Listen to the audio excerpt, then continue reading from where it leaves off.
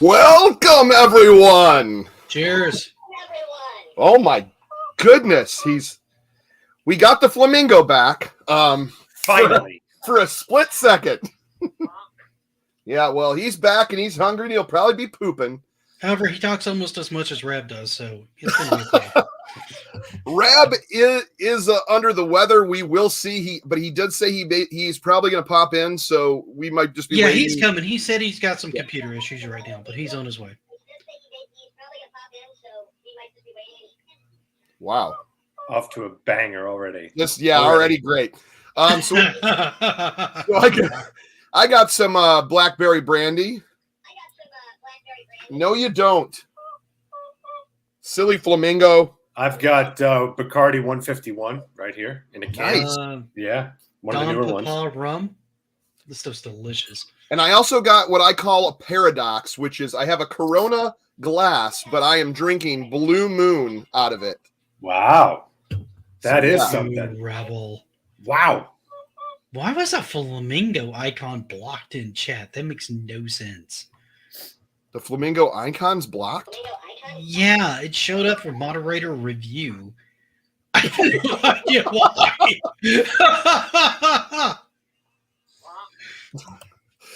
This is ridiculous. Luke's Awakening in the house. Sean, what's happening? Good to see you. What's up, Sean? Good to see you, man. Hey, I voted for Super Nintendo like a reasonable person. We're going to be stuck on a deserted island and win a lot of RPGs. What's for dinner? Alcohol. For now.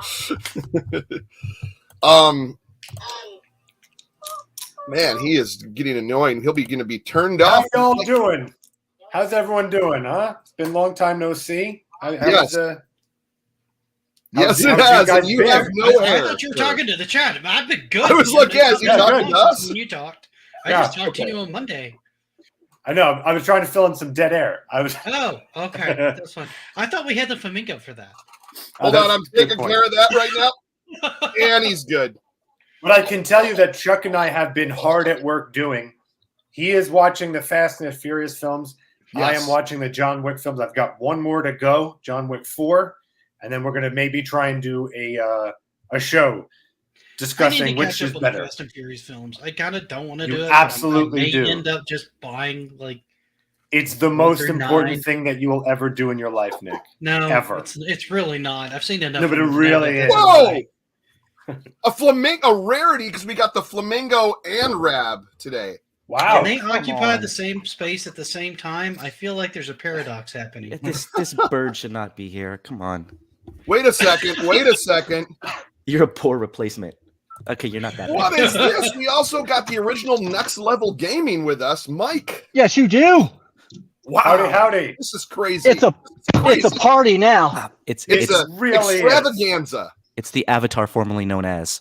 Yes. Yeah, right. The Avatar known as. Casey. I mean, everybody. do you really want to see me walking around a grocery store right now? Oh, yes. I do. I especially want to hear you for 20 minutes putting things away in your cupboard. And everybody that stream snipes this whole thing would love to see you do that. Quite yeah, this is going to be 2 hours of. Oh, really? Really? Challenge accepted, gentlemen. No, so I do want to make a slight announcement. No one get your panties in a bunch after I say this. All right. Too late. Right. They're all bunched up here. We're already up, and we're off the rails already. We have been since the beginning. We didn't have rails. But there was never any rails. You're right. It's just a gravel road with many ruts that go all over the place. Pretty much. And a big gourd to the right of it. So I want to make an announcement. We are taking a vacation from Amico forever. So you guys know. So this will be. Yeah, right. Boo. I am not giving up on Amico. 100% still supported. I'm still testing. I absolutely love it. There's a lot of stuff I myself need time to do, and there's a couple shows I have ideas for, and a bunch of other stuff I want to pursue. So until we get in like Amico news again, I don't want to change the show. I want to keep Amico forever. I don't want to change the name. I don't want to I don't want to end it. I don't want to turn it into a different show. I want to keep this panel with Rab speaking his knowledge, with Nick being the voice of reason, with me making zero sense and just being a goofy fanboy. It Phoenix works. bringing the shine. Yeah, Absolutely. It works exactly. It absolutely works, and I can't want look to at the keep screen, it. otherwise I'll go blind because of his forehead. So I want to keep it Amico forever, and it will go on forever. We are just going to take, I guess, a spring break, a little vacation. But as soon as there is solid Amico news and no one cry, stop crying, everyone. I have. I don't even know if We will be back. Let me. We do need a break. I have a agree. work trip I- coming up, and I have a lot of family coming in next Wednesday for Passover and Easter, so it is. Oh, it's that good is timing right. For Passover is next Wednesday. For a couple of weeks of reprieve. John! I'm gonna go see the Super Mario John. Brothers movie. I think that's what I'm gonna do. With All my right, free so time on Wednesday. I think I will speak for everybody in the chat and around the world, and you'll have to excuse my language. I don't normally do this, but this is poppycock. Oh my goodness! Utter and utter Oh my poppycock. goodness. That's almost Do I as bad have to- as shenanigans. Do I Friggin' Dick need to Cracker just Jack. take this show over while you're gone and just hold the fort down for you? Because I could do that. I really can't, but I really could. But I really can't. You can't take this show. You could start your own Amico show. We- I'm not ending the show. I'm not ending the Don't- show. We're just taking start a break. start the We're going on presses. vacation. Well, I presses. We have was made-up I was merely offering to babysit while you were on vacation. If he starts his own Amico show, we come back and we have beef. Like we need. Well, here like, you go. cake Here you signs go. and See, this is colors a way to and- keep it. John the says, whole "What if thing. I make up some news for next week?" There you go, John. I That's think smart all of thinking, us, John. Me, you, and Mike just need to get back to doing our testing and working on getting this console out, right? Yes. No, but that would be great too. If you give me a ship date, we will start right back up next week. I guarantee you. I will I even think it's 75 I episodes. will even we've not had skip Passover. In 75 episodes, I think we've had 2 breaks. There may have And been a they've only third been one in like there. 1 week, I think. Yeah, we have there was taken one where I think it was very 2 little weeks. breaks on this show, and that's the main reason. It's Ah, I don't Oh, want I- this to burn out. I don't want this magic to go. And it seems to, there's nothing going on right now. And when there is, we're at show 75. So God bless. Thank you so much for everyone watching for 75 episodes. Oh my God, we are guys, we're still not going pulling to the go. plug. Holy cow. We're just Yeah. waiting. Can I Panda. interrupt this, guys? Yeah, he's Tom. talking like it's a funeral. I think we've talked about this for this week. Hey, Kevin. There's a few things we want to do with the show's format and kind of think about we've been kind of kicking around some ideas about some things we'd like to change, some new Or just ideas that we'd things like to we wanna institute, do on it. and things that we want to focus on. And I think Yeah. we've been going like week to week, and we Yeah. really haven't been able to like institute Exactly. too many of those. So we'd like to take a little bit of time to just go behind the scenes and do a couple of dry runs of some of those and just see how some of that Yes. works.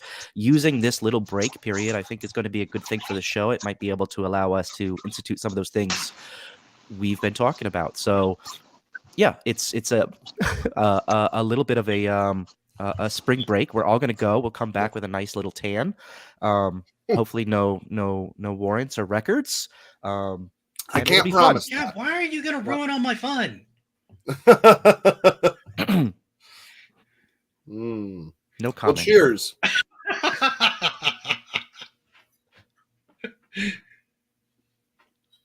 Oh, still can't figure out how to drink it. I love it. Get a straw. Yeah, should have a straw. Guys, we're just taking a break. A very long break. No, but we will be back. We're just waiting. I want to come back when we do. They're have, all going to find a new Wednesday show. Like, we were on a break. It's okay. And I have a lot of stuff that I want to pursue too, guys. So Overused which 90s we'll reference. talk more about that at the end because we want to get into this week's topic is pretty much Intellivision and a couple stuff about some new games and some legacy and some trivia and some fun stuff. So I thought we were going to cover game preservation too. I thought yeah, that was and that something is about funny that you brought that up because We're on that a is our bleed. It was first a break in the topic, stream. sir. Yeah, and I sort of suggested this one, and I know Mike Mm-hmm. touched on this one yesterday a little bit. Yeah, we I'll talked I don't about watch it a that touch show, on it. so I'm not sure. I'll probably touch on it again on Retro Brew. I'm sorry. What did you say? Oh, he's really there. I didn't know. I was kidding. It's Mr. Wegman himself. Yes, I am in this. Hold on, let me give you guys the widescreen. Hold on. Mike's gotten to the point where he's really like starting to look serious weight now. So now he's all like, "You say something to me." Store. Right. Mike's getting all bossy. This is what we tune in for: grocery store live streams. It's like the Nas and Beastie Boys video where they're running to the grocery store rapping. Rab, you can't be the only one that walks around when you're on a show. You can't be the only one. Late at night in the city, though. Yeah, I feel like Rabs is cooler this is because not he's daring to do it in New York at night. Well, I was going to say Rabs is much more dangerous than mine. Pretty safe. So, are you taking requests for stunts right now? Can you fart on any pies? I'll give you a solid nickel. It's not the pecan pies; those are the best. But can I interest you in some wonderful Cabot pepper jack cheese? Only the finest. Casey says he needs some milk. He will lick the cheese. I'm on it. He will lick the cheese in front of the closed circuit camera for a super chat of only $9.99 or higher. I'm not happy unless security escorts him out of the store. I'll tell you what. I keep saying you're a 40-plus-year-old man. What are you doing? Farting on pies, sir. Farting on pies. Tell you what, somebody gives. Thanks, Blood and Teeth. Unless there's insane news, then we'll pop right back on next week. But other than that, we're taking a break. We have it's a well-deserved break, I think. A well-deserved break. I'd like to make some nice surprises for episode 76. There you go. Yeah, we'll come back with surprises for 76. Somebody hits the spirit up Chuck, if you will. Yeah, somebody hits up Chuck with $100 super chat, and I will drink some milk out of the milk area. No, don't. Why? Hey, what are we turning into? Review Tech USA? Come on. I don't see any cucumbers yet. I think we're safe. Yeah. I wasn't taking off my shirt.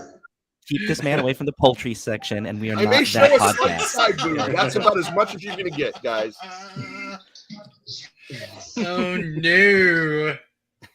Hey, you're talking about game preservation. I want you to scream "preserve this" and then fart on the pies. That's what I want. Oh, get a can of preserves, unscrew the top, and fart in that. Hey, kids, Easter's coming. Do you have your peeps? All right, I'm done. Have you bought your Pepsi? Nothing terrifying about that. Your Diet Peepsy? I love the way they look, but all they end up being is decorations. Thank God they're only $1. You just throw them on the table. People go, "Those are disgusting," and then you don't just like throw Peeps? them out. Am I the only one that loves Peeps? I love Peeps. I used to love Peeps as a kid. They're like chemically made fake marshmallows. Yeah, like once I kind of learned the dark truth of marshmallows. Luke's awakening with a super chat. It's not a drink. Super chat. Us and our fellow tribesmen and tribes ladies. Yes. Do not forget, we cannot forget our gefilte fish and our matzah, which I need to actually pick up. Casting on the gefilte fish, but I'm all set with the matzah. Oh, what? You are not Jewish. He seems very sensible to me.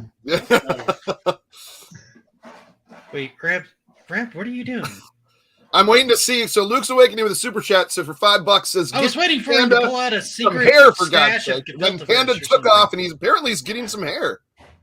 Mike Garcia says, "Is this Amico Forever's life celebration?" oh, he's got okay. All right, there you go. It is Manischewitz. I will give you that. Tis the season. Although now, this is what's nice about modern day. I got my Polish brandy, Yezhinakwa there. This is what's nice about modern day. Oh, no. Hey, I didn't know John Wick was going to be on the panel. Whoa! We can actually eat cake this year. It worked, Luke. You're welcome, Luke. You're welcome. That looked a little too near Levin. That's cheating in spirit. It is Manischewitz, though. I know. All right, I'm done. Seriously. It also tastes like you're eating a brick of cardboard. That's the downside to it. So we do have a topic if we care to discuss it. I don't know if yes, I was waiting for that because I do a lot of milk and gefilte fish and wigs. Okay. So this kind of came up because multiple online stores have closed. The Wii U store has been closing for like over a year. So is the 3DS store. Those are now officially shut down. EA has pulled multiple titles off of their offerings on multiple online stores.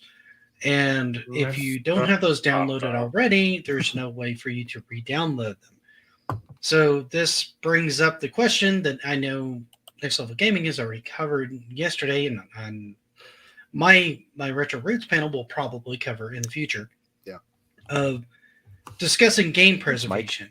And I feel like, just to kind of start off, that older games are preserved pretty well.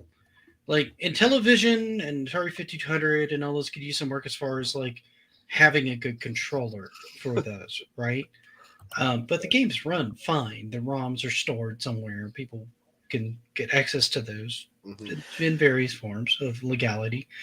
There's some question of access for some of those. Some of those aren't reissued. Some of those are really hard to find. And, if you're not, the systems are hard to play for some of the more difficult to find systems.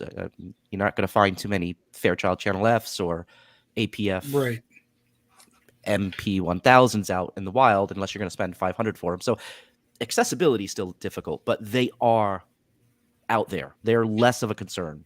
I feel like more people are trying to have gotten a lot of those ROMs off and stored them somewhere. There's been multiple collections in some cases. Well, the ROMs are there, just legally accessing them is a question. Right. Well, that's why there's been things like collections and sometimes like minis released and stuff like that. Not that I think anybody's clamoring for a Fairchild Channel F mini. Maybe there's somebody out there who really, really wants that. But have you played with that controller? I've not. It's a lot of fun. Okay. I will take your word for it, having never played it. But it's like playing with a pump. I feel like the modern generation of games and being able to like preserve those is a much bigger problem. Yes. One, because some of them are service games, and by service games I mean just multiplayer games. Period. Some of them are games as a service, which is another kettlefish in and of itself. That you seem to need to be connected online for the game to function. Period. Whether you're playing solo or not.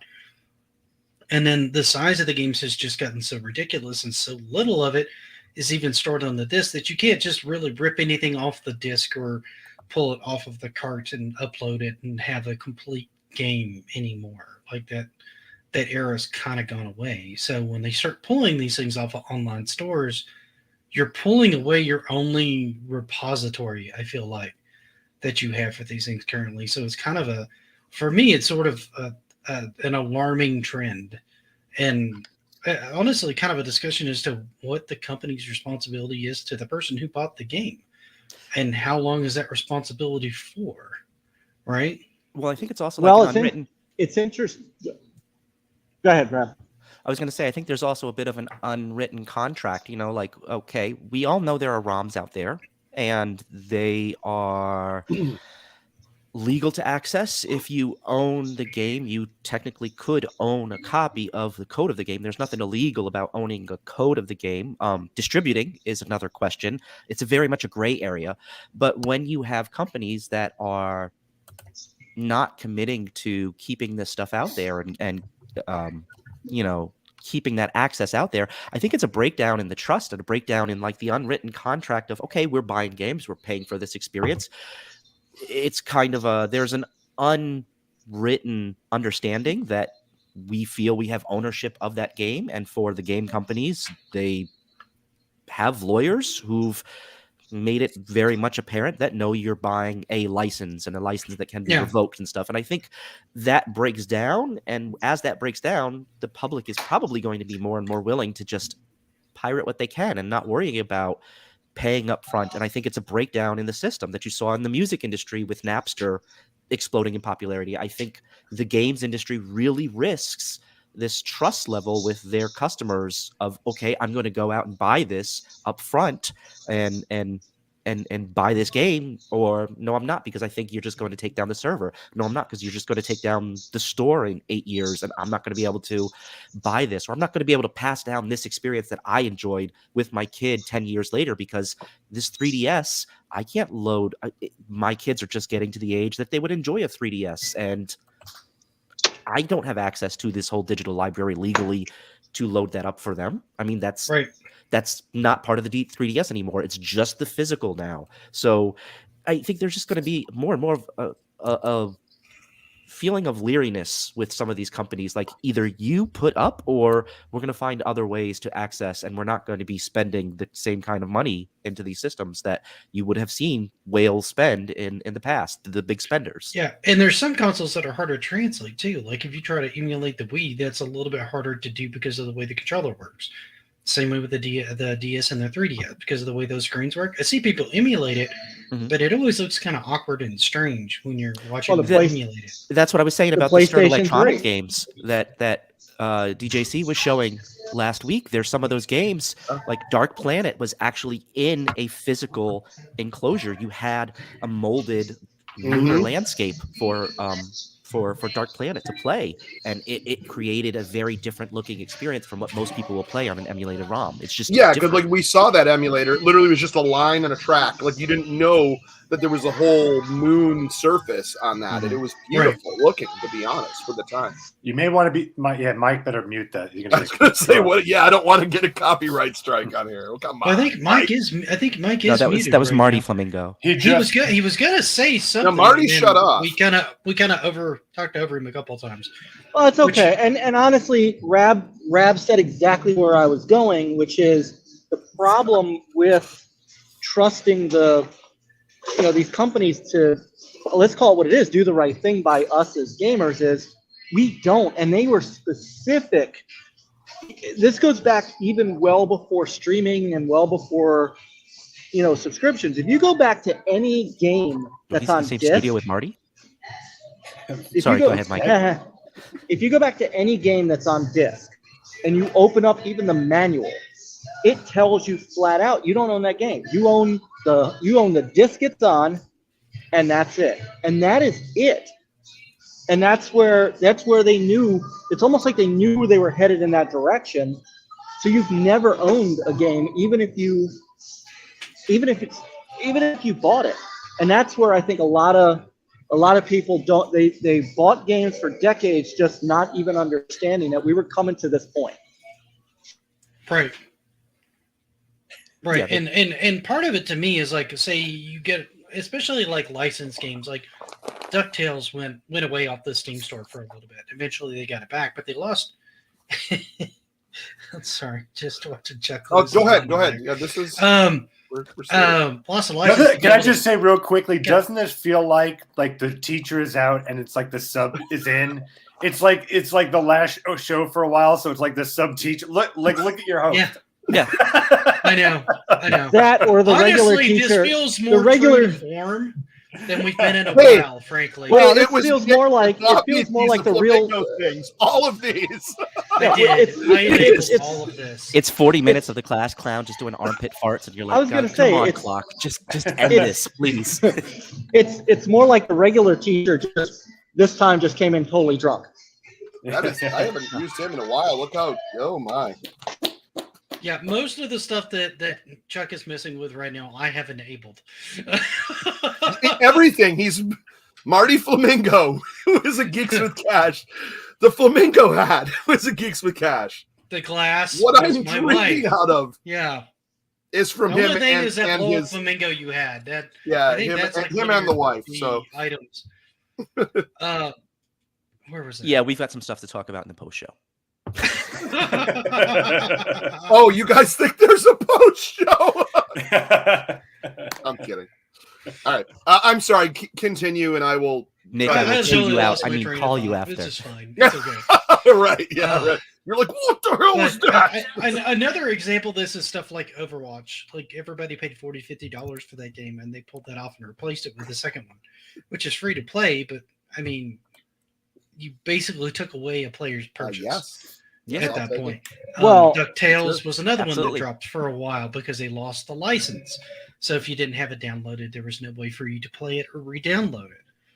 Well, it wasn't accessible to you. There's a game that this was a big story this week, Multiverses, which people were spending hundreds of dollars on. They talking about sold the fighter? And it's in a starter freaking beta. And they said, oh, it's in beta. We're going to shut it down in June and relaunch it in 2024. And people are like, well, wait a minute.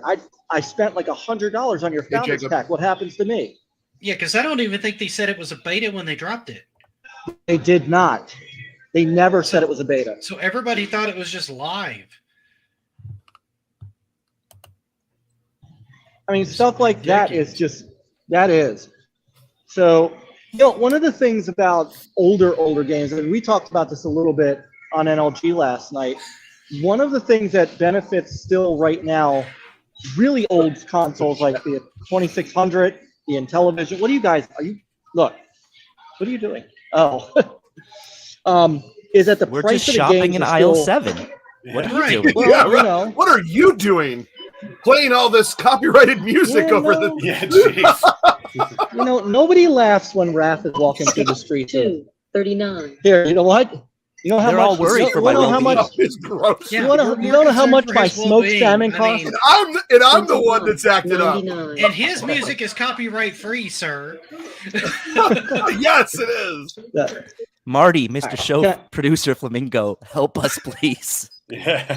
Yeah. All right. So anyway, Go ahead, Mike. if in television games, Atari 2600 games, for the most part, even some Sega Genesis, some Super Nintendo, Nintendo, they are 49. still relatively reasonable to purchase until you Yes. get to Sega CD, Sega 29. Saturn.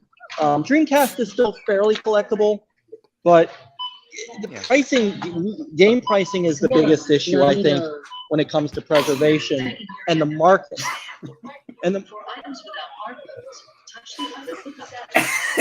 Yeah, no, I'd agree. The older systems that were fairly common, the Intellivision, hey, Panda, the hold on, VCS, Panda. the NES, Yeah. have accessible Just to- libraries of affordable games still. Yeah, just to let you know, my New England clam chowder costs. 199. So just so you know. I'm just laughing at the absolute dumpster fire that's happening right now. You got people trying to be serious. I'm hearing 5.95. 6. There's a flamingo that occasionally looks like it's swallowing a turd. You've got a It's host flopping, next to like it's taking a dump at the same time. It's wearing a like, flamingo listen, hat. game preservation. I feel The like I'm chat is taking drugs. confused and scared. Yeah. I can't. This is the best time I've ever had.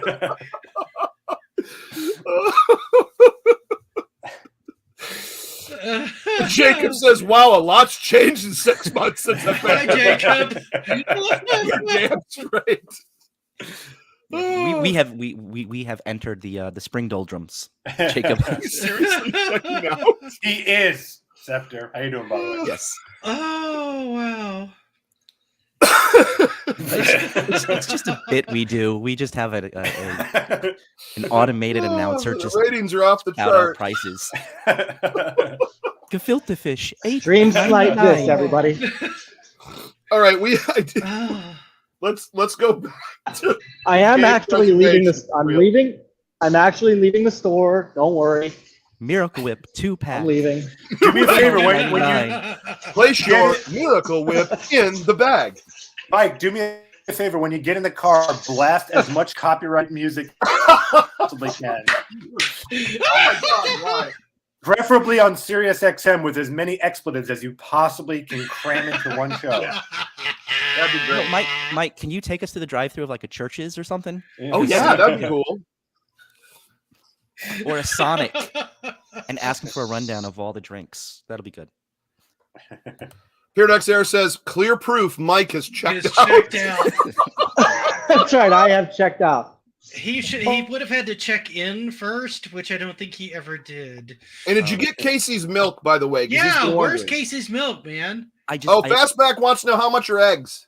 I wanted to Oh, warn forget you it. guys. I've told you Too many damn times expensive. about having Mike on the show. He brings a lot of baggage. He Told does. you guys. He really does. And then he gets stuck out. He gets stuck in the checkout line, and we have to hear about all the price checks.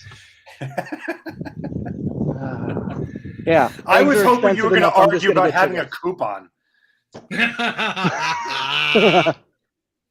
Unbelievable. So anyone else want to talk about game preservations and digital stores closing? I was- Panda, or yeah, Lex Luthor I was 2000 trying. apparently. I was trying. Well, I also think it's one of the things why when people were talking about the Amico having like a being a nice thing for the casual audience, this is not a big deal for a lot of us who are able to sort of circumnavigate the system and, share ROMs with friends or figure out ways, more trustworthy ways, I guess, to get these games. But for a large amount of the audience who would otherwise be told, no, just go get a Wii, just get a Wii U, just get a 3DS, get one of these other games, you'll be fine. Like, okay, they can get that system, but what happens when the shop inevitably goes down? What happens when those games are no longer fully accessible? It's now a broken system that we are sending people out to go get a Wii because that eShop was taken down, the Wii U, the 3DS, the DS, the PSP. I mean, a lot of these more casual friendly focused systems are no longer casual friendly focused. So it still leaves a gaping void in the landscape of, if you're not comfortable with going out and pirating a bunch of ROMs, if you're not comfortable with going and soft modding your systems to be able to do this stuff, if you're not comfortable with buying an old Atari VCS from your local game store and then having it break down or having it a little bit glitchy and have to figure out how to kind of get it to work with your modern TV, or how to get it to work and it's not as consistent as it used to be 40 years ago, because newsflash, it's dated hardware. This stuff gets harder and harder as we go. It's harder to keep on top of all this old technology and make it work for us. So to see it just getting harder from the side of the game publishers and developers, the hardware manufacturers, who are still there, who are still putting out games, they're not caring about these old catalogs. They're not caring about these methods that people would otherwise be able to seamlessly access these games. It just makes it a stronger argument, I think, for easier systems to exist. Yeah. Well, let me ask you guys a question, because this is something that I struggle, in all honesty, with the idea of emulation and ROMs, and I would, you can certainly make an argument about Nintendo legality, Nintendo, Super Nintendo, Genesis, all those, Nintendo, Sega, all those folks that are still in business.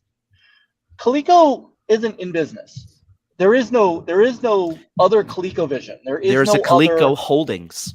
There's a Coleco Holdings, but I'm not 100% sure, because I remember this from the Coleco Expo. I'm not 100% sure they own anything.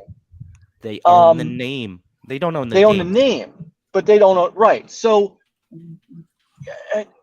there's no shot at getting a ColecoVision collection for somebody, right? There's no shot at that. So where do we begin to draw the line of, unless you can spend and let me tell you, the last time I priced a ColecoVision, not modded, just a straight up ColecoVision out of the box, was $250 for the system. Oh my God! I was thinking that is ridiculous. Yeah, I can tell. I'm telling you. I promise. $75, I think, from a game store. If you're like the game store up here had it for $250 with the box and the manual and with the box and manual. Yeah. Yeah, I mean, without the box, if you're getting it loose, then right, like $100. But even at that, you're paying that much money for an old system, and then you have to find games that you may not be able to find.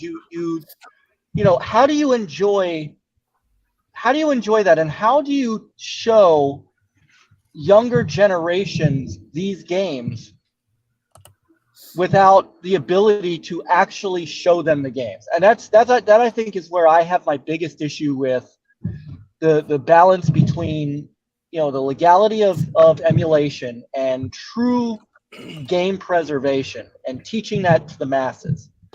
I'm half expecting so where do we draw the line to come up with like an EverDrive or something like that plugs into like the Wii or for the Wii U or something like that, so that you can load these games up on the original hardware and still play them. And then everybody's just going to pirate these. That's just how that's going to work. I think there's Because if no you're clear going to pull line. the store down and you're not going to sell any of this stuff anymore, you're certainly not going to bring the Wii stuff to the. You could, in theory, kind of bring it to the Switch, but it doesn't track the same way the Wii does, so you can't really do that. The Wii U games will port, but they don't port the same way because you don't have that dual screen. So a lot of those don't work quite as effectively. And the 3DS and the DS games, like, forget it.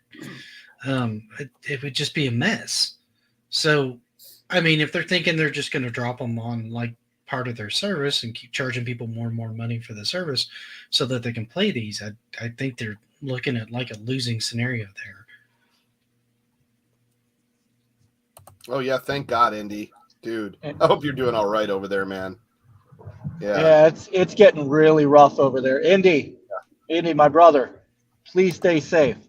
Yeah, for Yeah, sure. it's good. It's Please always stay good safe. to see you, Andy. No. The other thing too is the other option is to spend, $600 on a Polymega, or something like that, where then you have to spend, you're spending a ton of money for what essentially has become an emulation box that you could just play your cartridges on. I mean, it's not even the idea of FPGA, which was supposed to be the big thing, hasn't panned out either. So the avenues in which you can do older systems becomes way too expensive for the casual gamer. You still have your Retron 77s, your Retron 5s. You still have your cheaper kind of plug and play boxes that work with the older cartridges. They only work with a few systems. Eventually, I think more and more things will work that will take more of a CD-based system like a PlayStation 1 disc, or that. Well, that's the Polymega. Yeah. Yeah, but the Polymega is very much geared towards a niche hyper collector, hyper absolutely, player market. And that's whereas something like the Retron 77, you go to a GameStop, you go to a Walgreens, and you might find something like that. Oh yeah, that is my point. Yeah, all different sizes and shapes. And I agree with miscellaneous Intellivision games, and FPGA is not necessary for stuff like Intellivision. It certainly is not. Certain NES games I feel like would be cleaner with FPGA. Stuff like Ninja Gaiden and Contra might be a little bit cleaner on input with something like FPGA, but even those are kind of sketchy sometimes on whether or not you really need it. Because many of those I've completed just fine just through emulation. I don't necessarily need FPGA for that. Would it be better if you're more used to the direct hardware experience? Absolutely. Is it necessary? No, I don't think so. Yeah. I don't know. I just feel like if you are, if I wanted to go back, one of my greatest regrets of a system that I got rid of was I got rid of my Jaguar. And expensive. Looking back on it, and the reason that I did it, I should never have done it. And the collection does a really good job of bringing a few of Atari's, their in-house games to folks, and the Jaguar emulator is stellar. If I want to go back now and play Alien versus Predator again, it's going to cost me $1,000. That's a good. It cost me $1,000 because if you look on eBay, a Jaguar is $700 easily. Yeah, that's just if you get one that might be in good condition. Dude, I just saw one, Mike, at a retro store like last week for $349, and it came with games. You should buy that. Let me know. I was gonna say, let me know, and at that price you should buy. They're going for more like 500, 600, 700 online when a decent one pops up with a very small collection. Make sure they didn't open that thing up and put an Atari 2600 in it. Yeah, I think we all regret not getting a Jaguar for those of us who are like, oh, this is new. Oh, it's gone. I don't. I never had a huge nostalgia for Atari. So the Jaguar didn't really affect me at all. I just wanted to see more of a library, and then by the time, like, okay. It's gone. There was a, Uh-oh, guys. there was Hold on.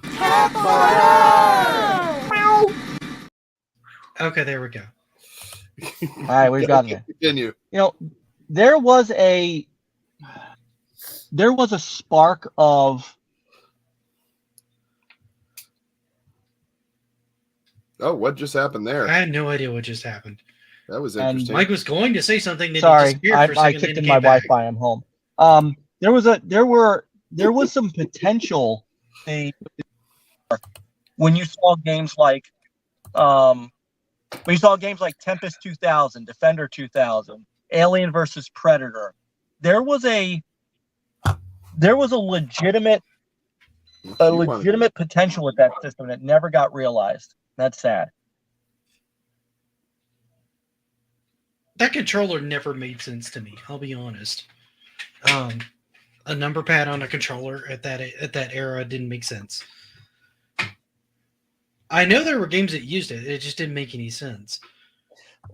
I think they were possibly looking at. You have to remember I at don't the time remember that it which came games out. did. There weren't many. You have to remember the time that it came out, though. I mean, this was very much the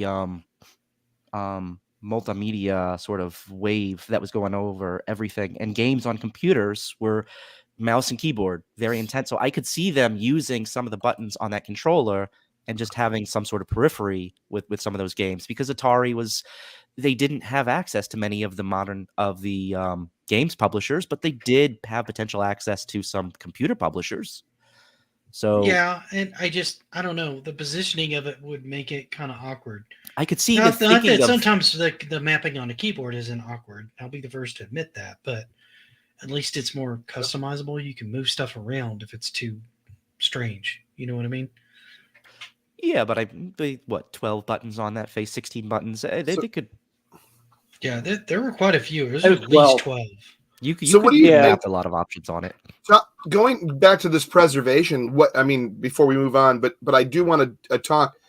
What do you think is the current generation of gamers, like the brand new gamers, like these from the current system right now, the PS5, Xbox One X, and Switch, and moving on from this, where it seems like everything's going to be all digital. Now, 20 years from today, how are those going to be retro when they're not able to save those games or preserve them, not have a hard copy of that? See, that's my concern, is how do you Right? do that? Right? I think cartridges were probably the most durable of all of this. Yeah, the CDs absolutely. will still have rot, some, not all, but it's.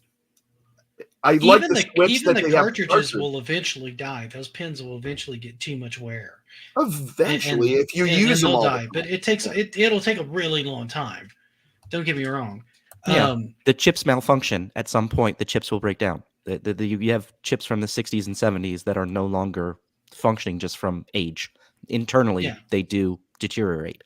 So, and that's potentially why there was a group of people that were getting these cards. I know there was one guy that was pulling the ROMs off a lot of Super Nintendo games and NES games and stuff like that, and people were donating games to him so he could pull them off and store them up to basically preserve those ROMs in their initial state. and they do release classic ROMs. Obviously, we have Nintendo ROMs, we have old Atari Intellivision, other stuff ROMs. There's ROMs for everything, but just the preservation of being a collector. I guess that's where I'm seeing it from my point, is a collector that has the physical stuff. And once again, anymore. And apologize if I bring up Amico and Amico forever, but like that's what I really liked about the whole card that was transferable, where you can have like Missile Command, you download it, you have you have a box, you got your card, you got your coin, you got whatever. You got something physical to represent you own that game, and then right. But even that has its problems, and they can download it on their system. Yeah, even that has some problems with the preservation, because if the servers go down for whatever reason, the card is moot. If it's not, if that check-in with the server access is not continued. I mean, that is something that on the back end you can undo. They would try to preserve. I think they should try to preserve all these digital stores in some way. Like Sony can't run everything, just move everything to the current store from PS 3 and on. Like, why not? There's a cost associated with it. There's a cost that they don't want to do all the tech licensing. The licensing. and Yeah. they're looking. So sad, man. they're That's looking- sad. Really they're There's is. looking at the there's numbers. at least 3 or 4 things minimum. One, Yeah. tech debt. The server space to be able to store those and have them accessible is a problem. 2, licensing, like everybody's already said, is another problem. Some of those games they don't have the license for anymore. They're great in their original state, but you don't have the license to reproduce it anymore, which means you can't keep it up on the store anymore. The third, and probably one of the biggest death kills for it, even if they could overcome the other two or were willing to, compatibility.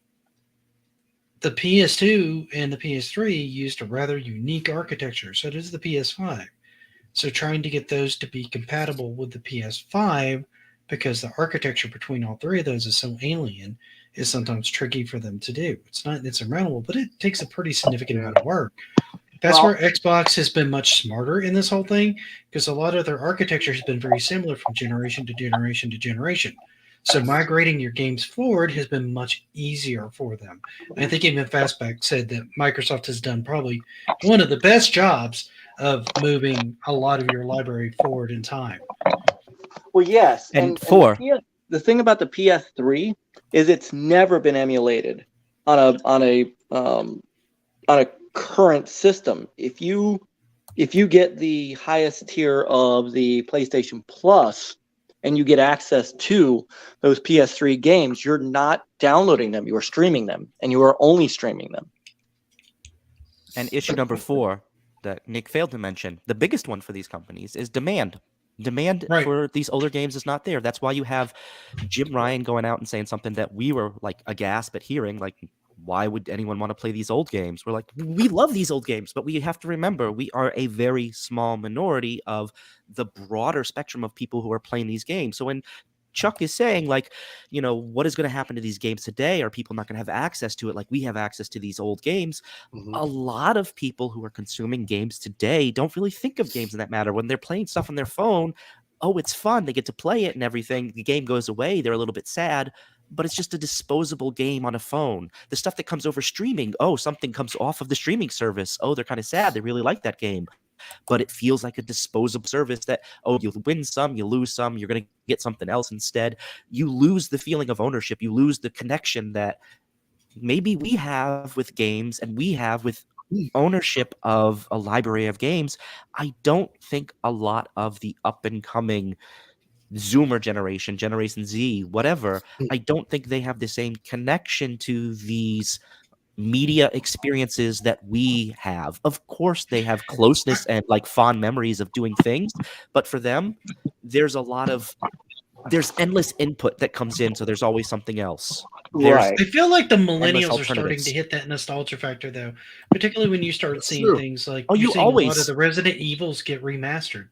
And a lot of them are old enough that those were probably some of their earlier games, right? Those were games from their childhood.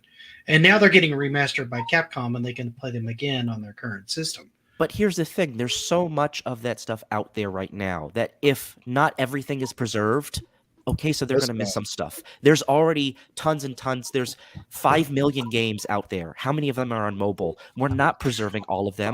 And most of us don't care. Yes, we care that there's games that we'll never have access to as a, existential thought, but we're not crying ourselves to sleep at night because, Bubble Buster 12 is no longer accessible and will never be accessible again. I know it's an issue for somebody out there, but for most people, it's not going to be a concern. Hey, that one hurts, man.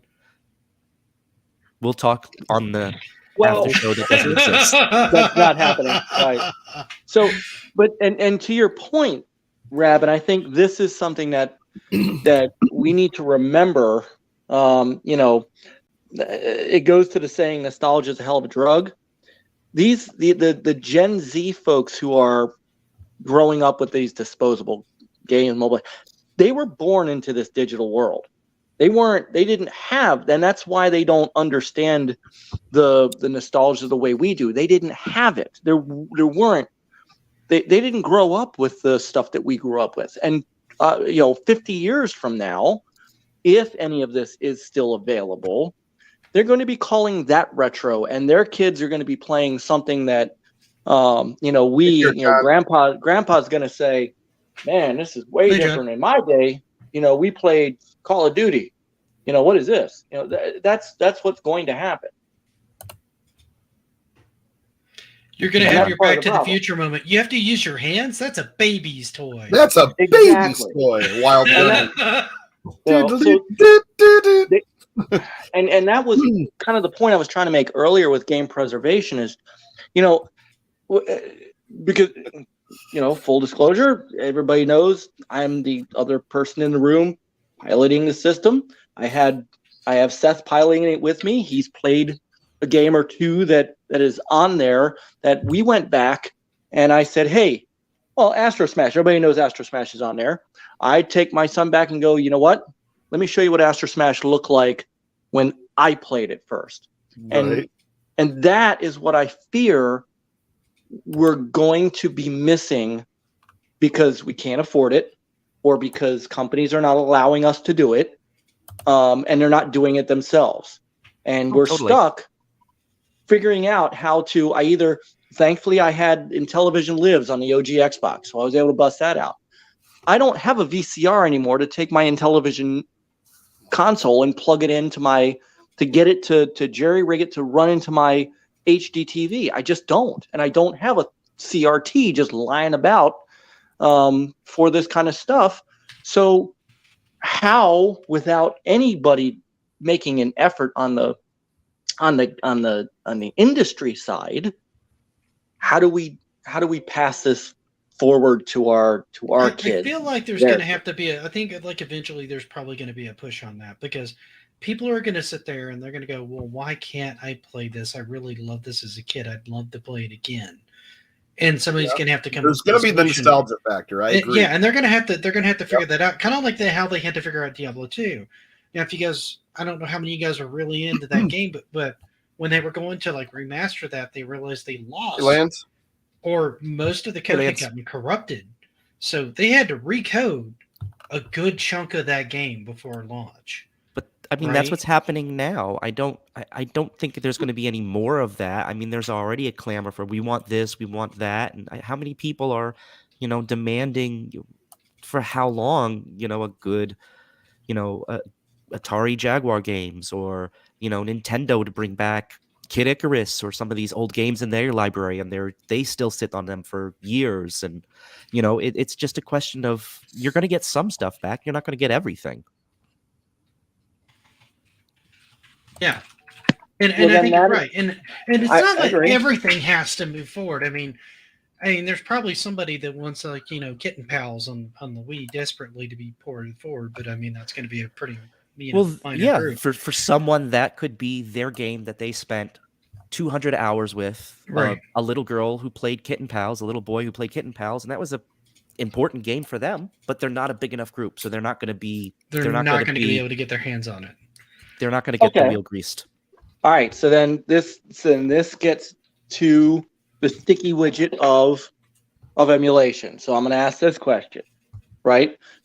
So there's supply and demand, and there's an unwillingness of company X to give us access to those older games for whatever reason it might be. So we'll take Atari Jaguar, right? That short of spending $1,000 to get a copy of, to get a Jaguar and a copy of, Alien versus Predator. I was just throwing it out there. Why not then allow people to emulate it without? I mean, they're obviously never going to sell the game again. They're not going to remaster it. They're not going to bring it into their own collection. Now, Digital Eclipse brought it into a collection. No, they didn't. I'm sorry. Digital Eclipse did not bring Alien versus Predator in because of licensing. So you can't even get it in a collection. So why be so stringent to not allow people to emulate it? Do you know what a corporation is, Mike? Do you need to learn about what corporations are like? Look, I'm at. I feel like we need a birds and bees talk about corporations. Yeah, because there's your answer. If you understand what a corporation is, then I understand. I do. That's why I'm asking the question. Is that why why does it have to be this way? What do they gain? Money. What does that Value. corporation gain by this? Because They have a eventually, valuable asset that they can sell. They have a holding. They have an interest in protecting that. If they don't protect that interest, then copyright law is not being shown as being upheld, and they would lose their rights to it. and Mike, I mean, just like kind of a side question for you. Let's say if you took down your YouTube channel tomorrow Mm-hmm. and someone re-uploaded all of your stuff on their channel, you're done with YouTube. Would you mind? I wouldn't know. Well, I mean, Well, if your friends saw and were sharing that with would you, you to let mind? know. If you saw it, would you mind? I wouldn't care. Really?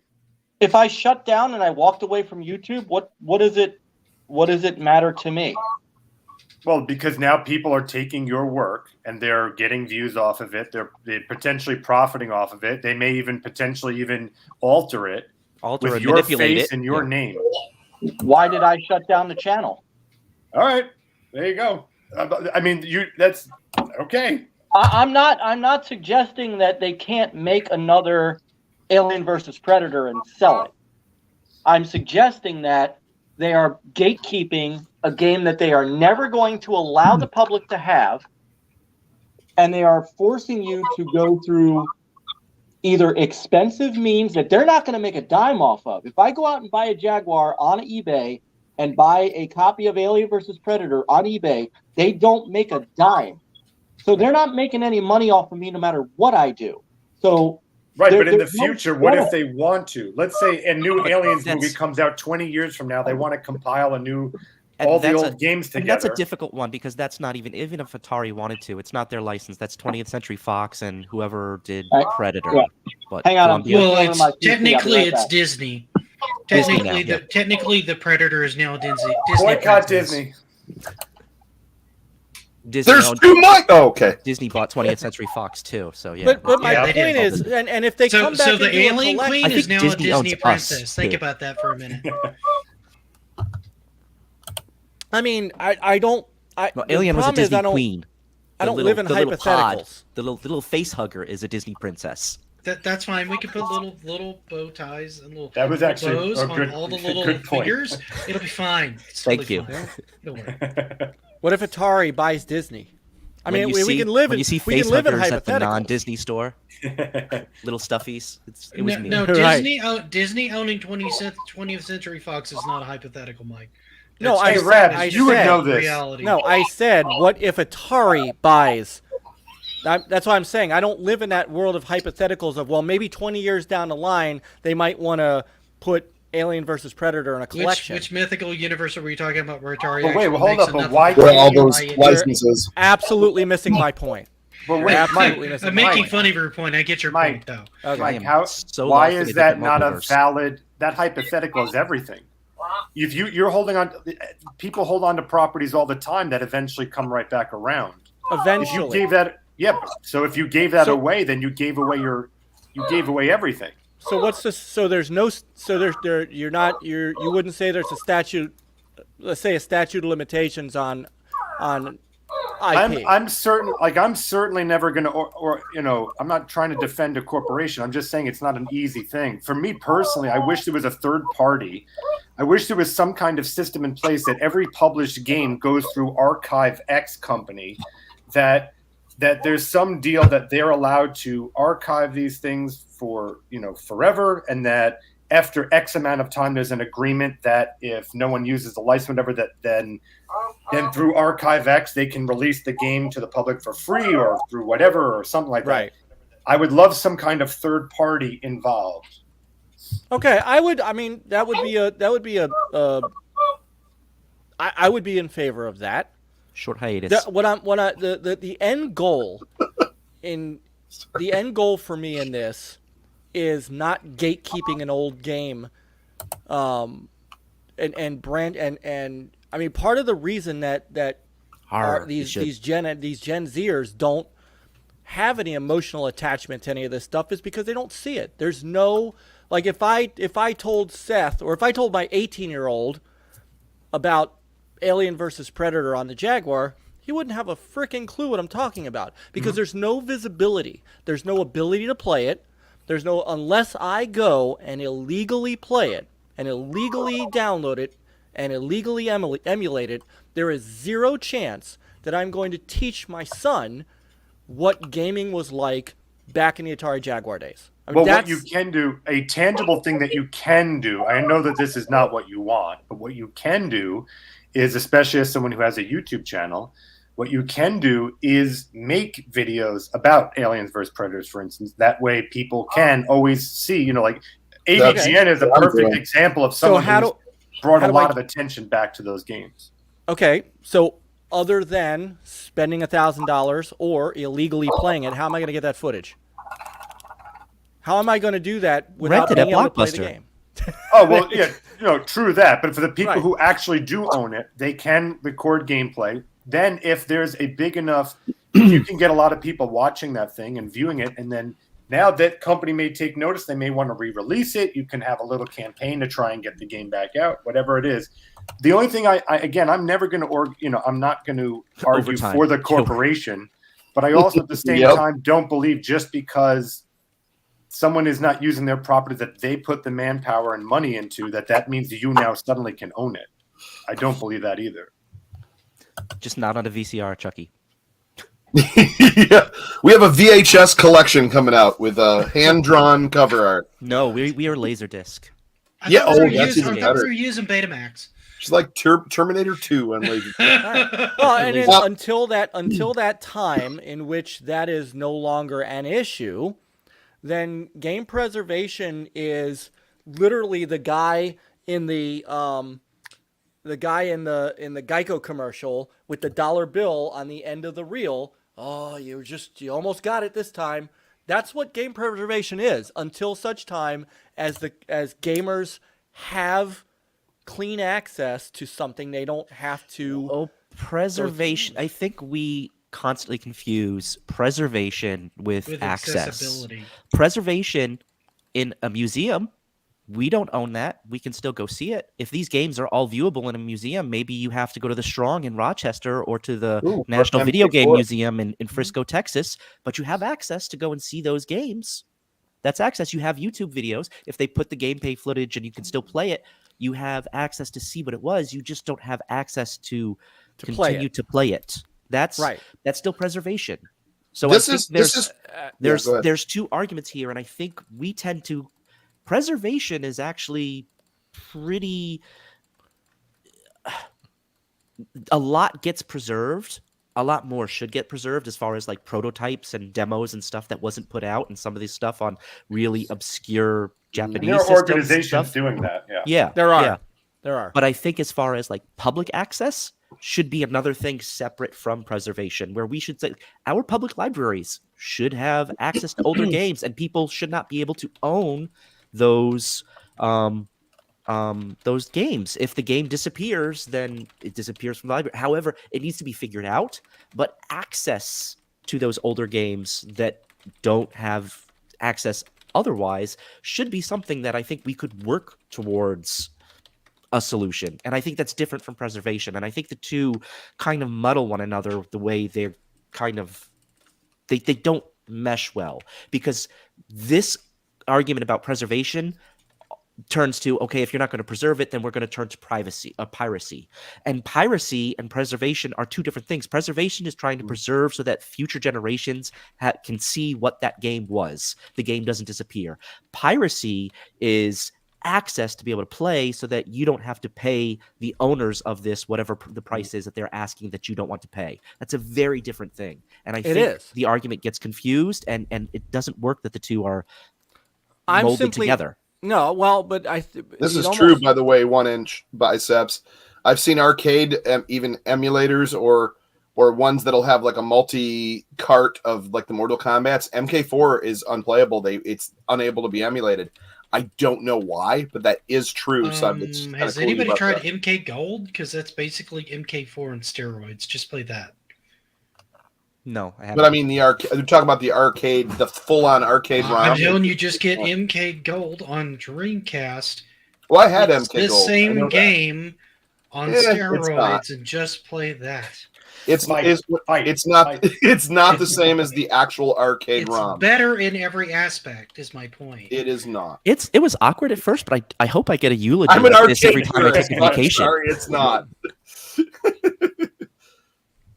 So it's MK4 is the dark horse of the It is MK great, series, period. Oh, it's terrible. I don't even like it. I don't even care about it. But Ultimate MK3 to me is the best of the arcade series. Yeah, and Rab, I get your point, and it is a valid point. You know, we talk. I mean, preservation to me is being able to play. I mean, that's I think what most people think it is. But the one thing you said was to pay the price that the company wants you to pay. What I'm saying is, where is the line to where? Yeah, where does that line then stop when the company no longer wants to sell it to you or give you a price to pay because they just simply don't? That we're not selling it to you. And that's what I brought up earlier. I think that is the unwritten moral contract that the buyer and the manufacturer, the seller, the owner of the property, you have an expectation. And if the expectation is broken, I think a lot of people will resort to piracy. And it is illegal. Absolutely. But, if it is illegal and it is not being stopped and there is no solution and the public has a gradual acceptance of it, gradually the laws change. Gradually people don't pursue. I mean, we have differing views on cannabis use than people in the 80s or 70s. We have differing views of alcohol use than people during Prohibition. The society's views on these sorts of things will change. And I think if companies are going to take the hardline approach with their properties, with copyright already being as archaic and broken as it is, and, hoarding on these old properties that people want access to and will seek access to, I think it's not going to work in their favor in the long run. It's just a question of where is that breaking point and where will people rally behind for what to, make those things happen. I think it's just going to be a moral gray area for a very long time. I don't see people being arrested for downloading ROMs. No, I don't think they will. And I want to be clear because the whole reason I brought up eBay and spending that much money and I don't put all of this on the gaming industry, the game makers. They certainly have a part to play in. All right, so we'll call it game accessibility, but the collection market has also driven people to things like reproductions. We talked about this last night. I would say half of my Saturn library, half of it as it sits right now, if I went to sell it on the open market, it'd be about $5,000. Half of my, and that's not the whole thing. I'm sitting on a Spider-Man Web of Fire 32X game. It is a horrible game. Terrible. The game is an absolute trash game.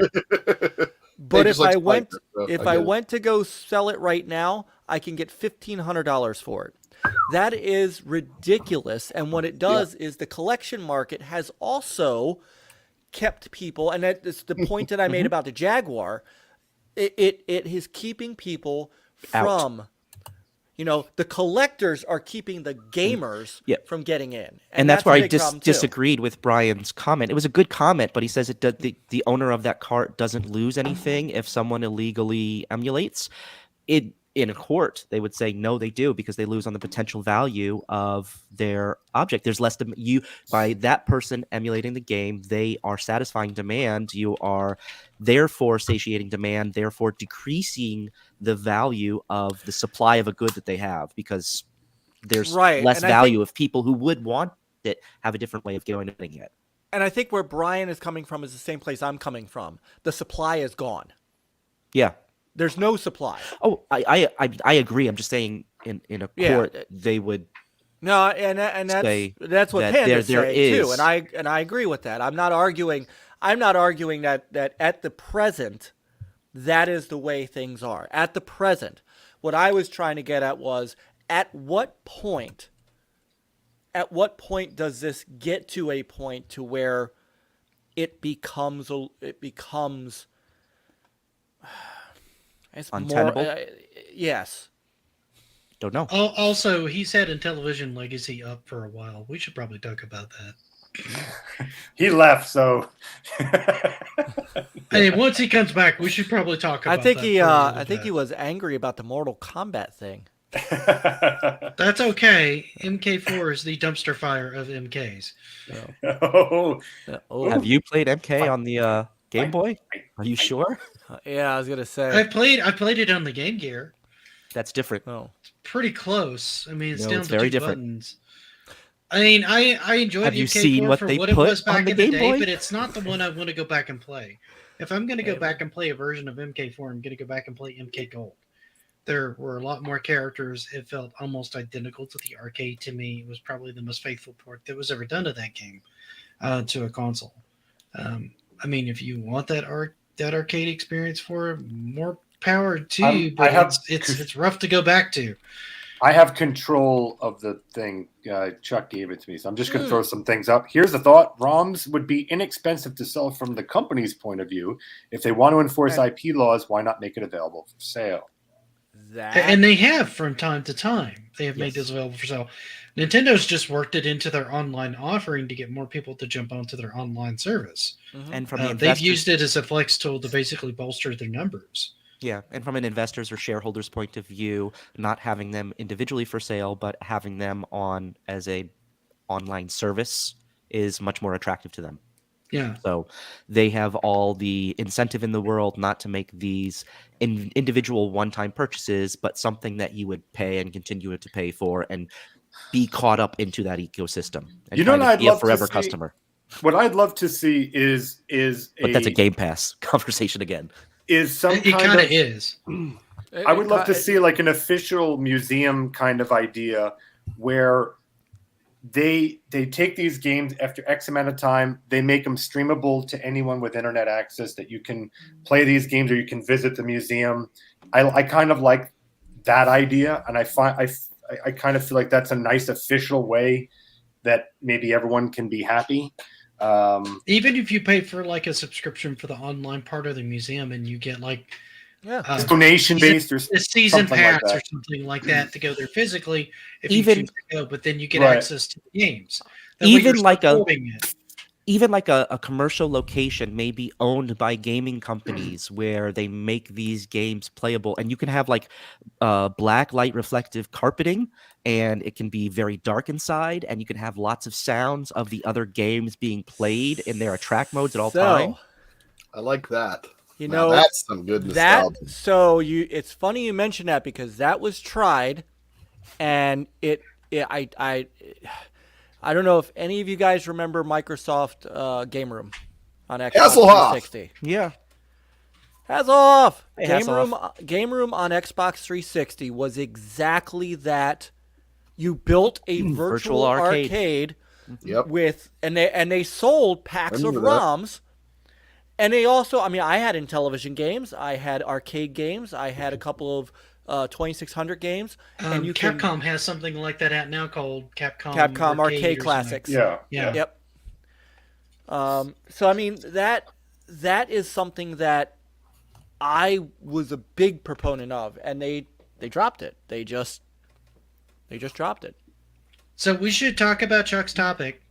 Let's get to the Intellivision Legacy. Thank you. And by the way, right here, if you go to IntellivisionRevolution.com, you can get some awesome ROMs for some of these new games.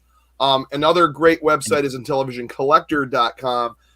They both have ROMs and physical and brand new games for this classic system that came out in the late 70s. So amazing. 43 and a half years ago. And Electra Knight makes incredible games. So speaking of legacy, I kind of wanted to throw out there, because I think this has been a little bit, and even I maybe didn't know this or thought I knew this, but do you know what the top most selling Intellivision game of all time was? Shark. No. It is not. Shark? Nope. Oh, damn. I was gonna say Pac-Man, but I think that was on Atari. I don't think Possibly that was Intellivision. Burger Time or Astros. I don't think it was Poker and Blackjack. Anybody know in chat? Please see if we could throw that in there before Probably we. a pack-in game would be my guess. Yeah, then. baseball was a pack-in. Astro Smash was a pack-in. I think Burger Time for a very short period was a pack-in. Was it? And then Poker and Blackjack. I think at the tail end. I thought Poker and Blackjack was the original pack-in. It was. That's the yeah. It was. They switched over to Astro Smash pretty late. Now, okay, I'm going to say, so I want to let you guys know, I thought 100% it was Astro Smash. Astro Smash was the third. I'm going with Vectron. Best selling. What are you doing with? Vectron. Oh, yeah. Why would you go with anything other? I'm going to go with Tron Deadly Discs. It is not. So Wow. I'll let you guys know that poker in Las Vegas, poker and blackjack was I think it reached about 2 million copies by 1999 or late 90s. If we even counted as from 1983 or 1984 when Mattel stopped it, poker and blackjack was the top. Second was Major League Baseball. Both pack-ins. Yeah, so it was all pack-ins. Right, and then after Yeah. that, I mean, the that third makes sense, best-selling right? Because that was the Astro best-selling Smash. Wii title was Wii Sports. Astro Smash was right. So it's crazy, yeah. But that's the funny thing is poker and blackjack wasn't always the pack-in. They switched to football, to Burger Time, to baseball. So you can't. I mean, maybe for the first run. Yeah, but your huge install base had that, and then on top of that, but they would buy it in the future. So I mean, you could see how that's almost. I thought baseball. I could be wrong. Maybe I'm thinking of football, or maybe I'm thinking of the Super Pro systems. I know football was what was baseball never a pack-in? I did not. Baseball, I think, was a pack-in. Don't look at me. I on know this Burger one. Time for Intellivision 2. Intellivision is your guys' specialty, not me. I know it's funny me being on this panel, not being Intellivision expert, but there you go. Speaking of being on this panel and being an Intellivision expert, that was my anyways. Beautiful segue. So I have a great segue for production history. So did you know that? Okay, so Mark, I'm going to read this, and this is from the the Blue Sky Rangers website. Production history on the game Shark. So marketing totally dismissed Shark as an inconsequential. Can I say that right? Kiddie game. And was reluctant to release it. It had one of the smallest initial shipments of any Intellivision game. Get this, as a professional Mattel Electronics, right? 5,600 copies in 1982. For the initial I know this one. That's Shark. Yep, and compared to nearly 800,000 ordered copies for the heavily advertised Star Strike. So, of course, there were almost no copies when Shark went to become one of the best reviewed Intellivision games ever. And it said, here's one of the things. Shark is an original, a must cartridge for Intellivision owners, positively delightful. Certainly one of the finest cartridges for this system. And that's from Video Game Illustrated, June 1983. They're like, this is just a kid's game. And everybody just took to it. So it's just a couple kind of neat. Yeah, that was a surprise hit for them. Nobody expected that. Right, they're thinking Star Strike, Star Wars. We're coming off of Star Wars. You have to remember too. They were thinking, their primary audience was buying all the sports games. I think. I think miscellaneous Intellivision games was talking about how NFL football was supposed to be a pack-in, and then it was changed with poker and blackjack, but that was taken out. I don't remember where I don't know why I was thinking baseball, but I don't know. But their audience was mostly, families, but they were mostly marketing towards dads who would buy this system and be very interested in the sporting games, and you can play sporting games together.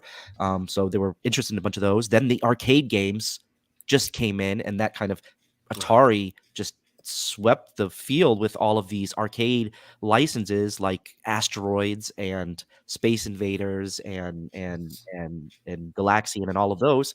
So then they have Astro Smash and they have Star Strike and they have we're going to have these arcade space games too. They completely missed out on the cutesy games that were right around the corner, the Pac-Mans, the Kangaroos, I mean, eventually they did get a great port of Pac-Man. I remember, and Rabbit and Mike, if you remember this too, do you remember as being a kid and Pac-Man was the biggest thing, the cartoon, the arcade, the Ms. Pac-Man, the sequels, it was just everywhere. Do you remember being an Intellivision owner and going, when are we going to get a Pac-Man on Intellivision? And then that one day you opened up the mail and the catalog came in and Pac-Man was coming to Intellivision. That was a good port. Other than the fact that it was, it wasn't a vertical screen game. It was more they changed it to wide. But I will be covering that day, port. It's great. I will be covering that port in my upcoming Pac-Man. Finally, Pac-Man. Here we go. I told you, Donkey Kong was first, and I promised you Pac-Man. Well, there it is. And I am covering the Intellivision port of Pac-Man, which was actually so. This was really funny. The port of Donkey Kong for the Atari was so much better. Oh, it was. Lock and Chase Data East, great. Yep. Well, Lock and Chase reminds me of a combination of Pac-Man and Ladybug. And Mousetrap. Ladybug was great too. And Mousetrap. But Donkey Kong on the Atari 2600 was so much better than Donkey Kong on the Intellivision. So when Pac-Man was coming out for the Intellivision, people were cringed. But it was like a complete opposite, where Pac-Man was just, I mean, at the time when you're 7-8 years old, it's awesome. But looking back on it, the Intellivision version of Pac-Man was impressive for its time. To this day. Yeah. And I'll show you something special that I bought a long time ago before I had a YouTube channel or anything, because I was following all the new games. And this is from a company called Intelligent Vision. This is worth a pretty penny now, but I bought it, I think, at the time for $60 or whatever. This is a port of the Ms. Pac-Man, which they never got because, they shut down. So it takes basically how the game of Pac-Man was ported and adds a almost arcade perfect looking Ms. Pac-Man. They did keep the 4:3 ratio. It's still not vertical, but it's they kept the mazes pretty close to arcade. You have arcade plus a bunch of other mazes. But this was the Ms. Pac, and it's beautiful as a pink overlays, pink box, pink card. It's a beautiful thing. So recently, and this is going kind of into our next and maybe final topic, because we are running a little, but why not? Why not? Right? It's apparently our last show ever, so it's our last show ever, and we're burying us into the ground. For those of you who come in late, we are taking a short vacation. Yeah, we're taking a short vacation. So we're taking a vacation. We'll mention it again at the end before we leave. Yes. D2K. Okay, so Rev said D2K arcade programmer made that. Yeah, so that is that's a beautiful rendition of Ms. Pac-Man, and I absolutely love it. It's one of my favorites. There was recently on Atari Age where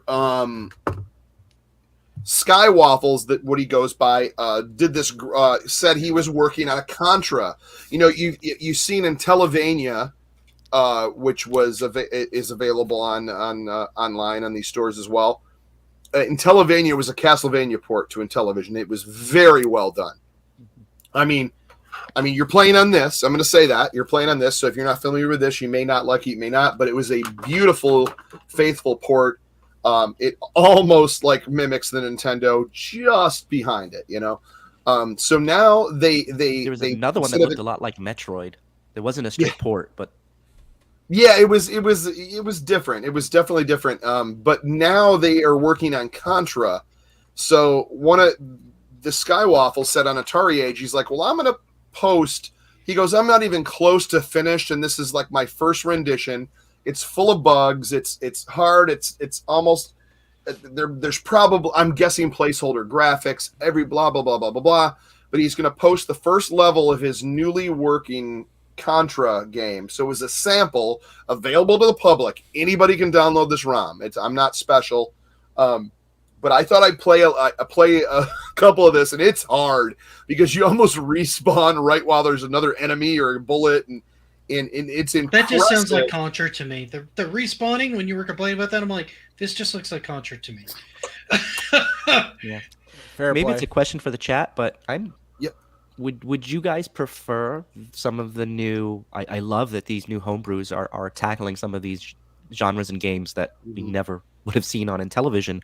Yeah. Would you prefer that they go in the direction of like a faithful remake of something like a Contra or an Intellivision, or maybe go in that style? And like, do you want something that you can get on another system on Intellivision, or do you want something new on Intellivision that isn't on another system that's just unique to Intellivision? Like, is there a preference? I see where you're going with that. Would you rather have faithful recreation or something that's like an homage to something like that has more Intellivision, having that experience on right. the Speaking of this, Yar's Revenge is, if you have not seen Papa Pete, go to Papa Pete and subscribe and watch. He has it's from Professor Ports. They came out with 4 different homebrews. Yar's Revenge is a perfect port from the Atari 2600 version. I saw that. It is beautiful. And it comes in an Atari soft box and everything. Makes it's a fan made thing. It's the love of these systems is what it is. So definitely. In so much passion and love put in. So Yar's Revenge is coming out. Also, there's an original game called Mr. Chess where you play chess against a couple of computer, characters, cartoon characters. There's like a monkey, and then there's this girl, and there's this dude. So that was really cool. And then there's one Caverns of Mars, which I believe was originally was it Amiga game or C64? Atari 8-bit. Atari 8-bit. Atari 8-bit. Caverns of Mars, and it looks beautiful on the Intellivision. That's another one coming out. So there's so much stuff. There is so much stuff coming out for the classic Intellivision. Something for everybody. Right, and if you want hacks, like there's a Super Pro auto racing hack. There's a lot of hacks there's a better mousetrap. Michael Hayes did a better mousetrap. So if you want, they fixed some of it. So there's a lot of fixes on some of these old games too. There's plenty of free ROMs and ROMs that are very inexpensive, $10, $15. Check out IntellivisionRevolution.com. And then also check out for both, and these are both great websites. Another one is Intellivision Collector. Luke over there has a lot of physical stuff. They have a lot of physical homebrews, rarities, one-offs, just the ones that there's just very limited quantity of, as well as old and classic Intellivision. But these guys are pillars in this community. IntellivisionRevolution.com and Intellivision Collector for putting out brand new content for classic gaming. So we're all waiting on Amico. We all support Amico, but this is happening right now. And it's also important to note that Intellivision isn't the only one having this happen. Most of your popular retro consoles are getting homebrews, ROM hacks, things of that nature. So it's worth your time to go out and seek these out. It's not just Intellivision doing these. Yeah. And it's not just Atari doing these. I know this crowd has a very solid fixation on those two consoles. But with that being said, let me show you this. Two major ones. Coleco as well. To a lesser extent. It's a smaller community, but there's also the Odyssey.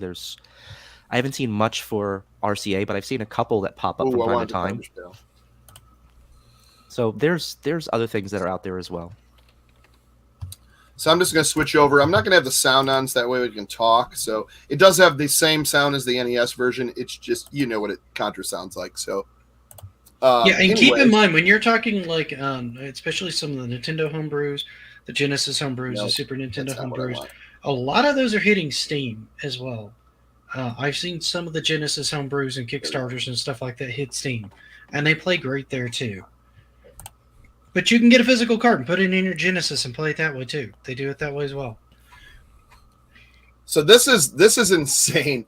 It's so hard because remember I'm doing side button jumping and I picked up and I spilled my drink already, which is great. Hey, drunk teacher. This looks like a normal game of Contra for Chuck. Yep, that's normally. I think how you beat your play. high score, sir. All right, here we go. Try running to the right. Hey, that would work. I had the wrong controller. He'll so be it was- fine. There's no double jump in this game. You know what the best? This the is best this is thing why about Mario the- was much better game Yeah. design because it Yeah. forced you to go to the right. This one. Panda, you go I up- did give you you go up into the access to mountains, chat you look for up that at the link. So if stars. you want to check that, if you want to pull them up while I do this, Wait, if you did that want. thing- did that enemy just go across the side of the screen and drop down? Yes, Maybe. it did. You gotta remember, Mike. This is very early. Too. No, I know. Oh This yeah, is- And Sam, I'm I'm calling hoping, it. I'm hoping Look, the little this guy is more of there an that you alpha than a control- beta. Yeah, I'm hoping that Look, the this is- sprite of the guy is a little. I different, really hope just- that's a placeholder. Please, Of all the things, Ah. I really hope that's a placeholder. Like really, dude. They need. Yeah, tell them to fix that. But I mean, how impressive and cool is this? I mean, this is. Oh, and I'm already dead. So the whole duck down is almost back and down to duck. So that obviously it's a little buggy. So it's hard. They do have a spread gun. Once you get that, there's a spread gun, Indy. I 'cause don't know if he'll pick it I don't up know or what not, happened but there. I was there's shooting definitely downward a for spread some reason. gun. If you look And at the I'm video dead. he has uploaded on his channel, he does a good Yeah, I job actually of got the showcasing this spread as gun. well. And he got the spread gun in that. So, Let's see what- That's rapid fire, if Yeah. I'm correct. Yep. It's a good but it looking doesn't arm. do it. So it's probably not working yet. I know only the got one spawns on guy. level 1 of this I'm surprised how uncomfortably- fast it Did you is. guys grow up calling it spread? Because we called it. I didn't know what it was. I think I Like called it machine spread gun as a or- kid. I called it Shotgun. spread. I called it spread because it Yeah, I was figured I wasn't going to survive that. I call it spread fire. I love. You could always tell an Intellivision game by the text font. Yeah. See, this is hard to. It's hard to duck down to like. Oh, look at that. Yeah, Oh. it's your machine gun. Okay, Yeah, now if I just keep that going, all I have to do is jump. Well, I think like Atari didn't have text built into. They didn't have a text editor, so No, they it's had to more draw it. unique.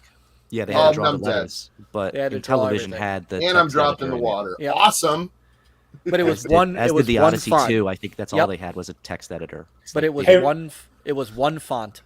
Rev, how much No matter of what you do, you're dead. how much is the console doing this, or is like there's extra stuff in the cartridge doing this? So insanely hard, man. I don't know.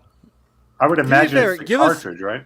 Give us just a hair bit of the sound. I want to hear if Like there's- I'm thinking like Star. Yeah, I Fox could. kind of Let me. idea, Let yeah. me. Hold on. just a hair bit of Oh, the sound. that is funny. So when I hit 1 and 9, which is Intellivision pause, it actually did the Nintendo, the Konami I pause. wonder if you can do. I wonder if you can do the 30 live code. I wouldn't see why they would not put that in there. That'd be I amazing. don't know how you'd accurately So check this get out. that in with the Intellivision controller, but Can you guys hear that a bit? yeah. That is insane. No, the music on this is actually quite good. I thought the enemy sprites were quite good for Intellivision. I thought the stage layout was done quite well. Some work needs to be done on some. right of the there, though, characters it's that- and it's stuff. They that look a type of little stuff. janky, but I mean, it's early. This is a really early build. That's just great. You By see, the it's way, like Chuck- you can't duck. Whoops. See if I By can the at way, least Chuck, get a little farther.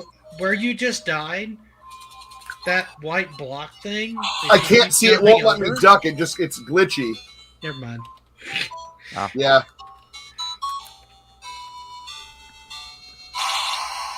That's cool sound as though. But I mean, if you So check this out. That makes sense. It probably has to do a secondary cache of Yeah. characters for lowercase. I mean, this is Chuck, This this will why be is, my do you last keep run, guys. passing I the just wanted to show you power-ups? the sample. I mean, And this this is is a- such an early work. this is another thing where another place where Intellivision was just so far ahead of Atari, the set in sound. That multi-channel sound that's allowing it to do not just the melody but the drums. Oh, come on. Dude, beating Atari in sound is not And not hard. stop for the sound effect. Yeah. But Atari I mean, the had a sound very of games low was- bar was when an- it Ah, came to it sound. couldn't that duck. was I kind of can't an duck. afterthought. at the time when they were making this. I mean, we're talking 75, 76 when it was getting designed. Oh yeah, I know. I'm just saying it is one of those things that just it's one of the reasons I hate with a passion the generation dividing. Putting game systems by generations makes no sense because it does, like, the Intellivision is obviously a generation, a step beyond the Atari VCS. The Nintendo Entertainment System is very much on par with the ColecoVision. It's a little bit more advanced, but they're very close. They're putting two different generations. The TurboGrafx 16 is very much more advanced than the NES, and yet it's in the same generation. It doesn't make sense from a technological standpoint. It doesn't make sense from a time frame standpoint. So when we're trying to compare these by generations, it works somewhat now. It breaks down a lot when we go further back in history. Absolutely does. Absolutely does. Yeah, isn't this crazy? So, like, Coleco, you know how the whole thing, so the ColecoVision guy who did Enhanced Donkey Kong claimed the sound in DK Arcade was faked. I'm sorry, but that DK Arcade port, which you can find on either Revolution or collector.com, Intellivision, said that backwards, don't know why. That is the ultimate port of Donkey Kong. It plays just like the arcade, has the exact arcade music, graphically almost there because it's Intellivision, I understand that.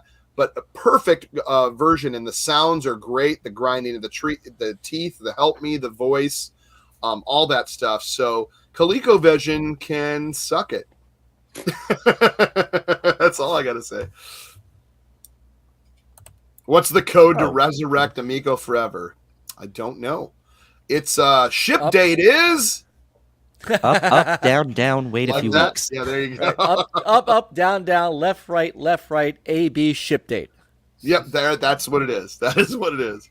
So, hey, speaking of that, if anybody wants the awesome arcade port of Donkey Kong for their classic Intellivision complete in box, hit up Rev here from Intellivision Revolution, or hit him up right here. Ask him right here where you want him to. But complete in box for $70, and I guarantee you that's a great price because these things are going for way more. The fact that he's got these complete in box is awesome. I do have a copy, and it is a fantastic port. I'm sorry, not Rev. I'm sorry. This must be from Electronite then. I'm sorry. Apologies. William. It's William. I was confused for a minute. I was like, I thought that was Electronite's. So this is William. Yeah, I apologize. I kept saying Rev. It's William. Sorry, dude. I recognize the logo. Sometimes I forget from Electronite. Yep. So, but yeah, so there you go. So William can hit you. You can hit him up. I just let them know where they can hit you up. I don't know if it was Facebook or if it was on the Electronite website or an email. But yeah, it's a great port. It's just to see these brand new passion projects coming out like every month. There's a couple more, and they've surpassed the original. There's originally a 125 original Lance game. Was saying now something like there's over 150. There's way over. Yeah, it's getting to the point where it's almost like 170 some brand new games. But I'm lucky enough to maybe have 20 of those. And I'd love to get every single one. But I'm blessed enough to have a few. My recents were Vanguard and Poker Risque, which was fantastic. But anyways. Yeah, there's some great ones. Speaking of Electronite, I love Lost Caves of Kraz. If you can ever find that, that's a great adventure kind of puzzle solving game. Another one is Tale of Dragons and Swords. And I'm trying to see my other Electronite stuff up here. Everything's just fantastic. D2K, DK Arcade. But anyways, I thought I'd yeah, I do. I have Space Can't. We'll call it Space Can't. I don't know. My game plan is just like follow around CMart at like Portland Retro Game Expo and just make puppy dog guys. One, yeah. That's like my only hope to get all of these games. But yeah, there's so many good things out there. There's more than I can keep up with. It's good to see though. Good to see all the love. Yeah, it is really great. Yeah, I do agree with that. Oh, more copies of Cross will be available in May. Well, that is, because he's working on getting cartridges. Well, William, dude, that is awesome because Lost Caves of Kraz is one of my. It was one of the ones I got, when it came out, obviously a few years back. But it was one of my favorites, man. I just think it's cool. Just everything about that game looks so darn cool. But that is awesome, man. That is really cool. Born says hi, Lex Panda. So, anyways, can we just get one of these, Lex Panda? Oh, with the eyebrows. He even got the eyebrows. So you need to be petting a cat too. I can get you one cheap. He bites a little. Looks like a cow. But anyways, before he may be upset about how little he spent on shipping. Oh, we gotta check. I gotta check the poll. So we had a poll going, and we got a lot of votes in. So it was Desert Island. You can only choose one with a full library of games. Power, it's working. You could play it. So if anyone wants this special Desert Island, it was the PC Engine TurboGrafx, the Sega Genesis Mega Drive, the Intellivision, or the Super Nintendo. Which 16-bit system? And this is like a shocker for me, not that type of shocker, but we don't even get into that. Super Nintendo at 39%. The correct choice. Wow. Right behind Super Nintendo Intellivision, as it should be. Sega Genesis Mega Drive at 20, and the least amount of votes, 14%, for the TurboGrafx 16 PC Engine. That's blasphemy, but it is what it is, Yeah.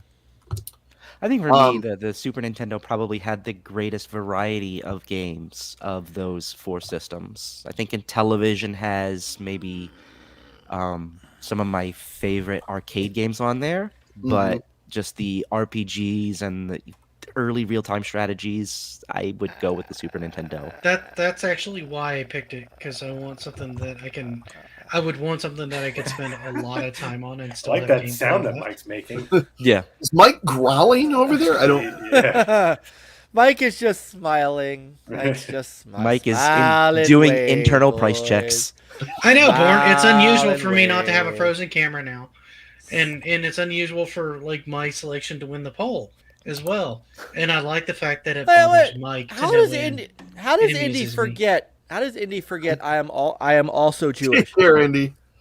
Literally. Shabbat shalom. Shabbat shalom, Rab. Thank you, sir.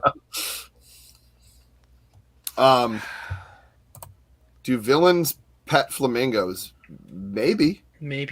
Do they? Before very careful we are going to take off. We are going to take off. We almost went 3 hours. We've been about an hour 45 around about right now. An hour and 45 minutes is not 3 hours. Yeah, what the hell does that mean? I said we almost went about 2. You said three. About 3. Did I say 3? Yeah. Hitting the flamingo. Oh, you guys want to go another break. hour? You saying you want to go another hour? Let's do it.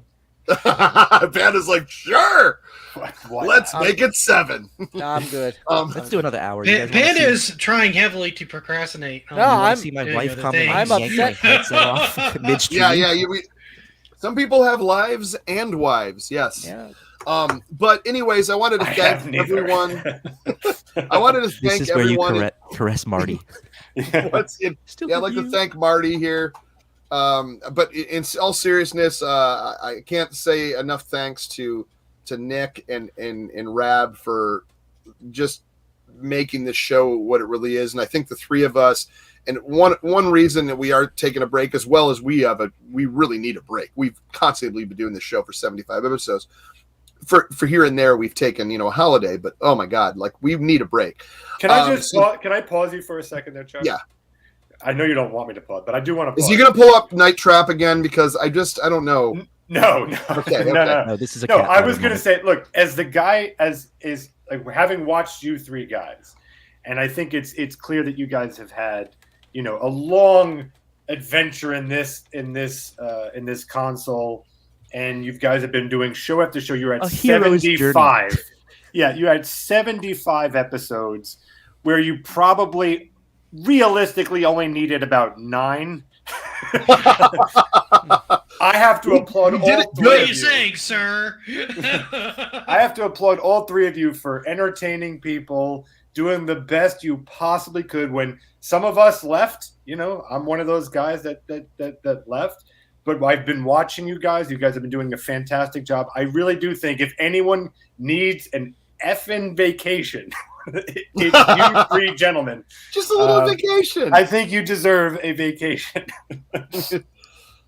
Thank you, Panda, and I appreciate you always popping in when you can and helping out when you can, and just thank you so much. And Mike, of course, fellow Amico tester here, always coming in and hanging out in chat and monitoring and helping us kind of make the show what it is. But yeah, I couldn't do this without Nick and Rab, and that's where I'm saying is why we need a break. Mike and Marty. Especially and Mike and Marty, of course. Well, Marty especially, but I really feel that we do need this break. Pay for Marty's participation.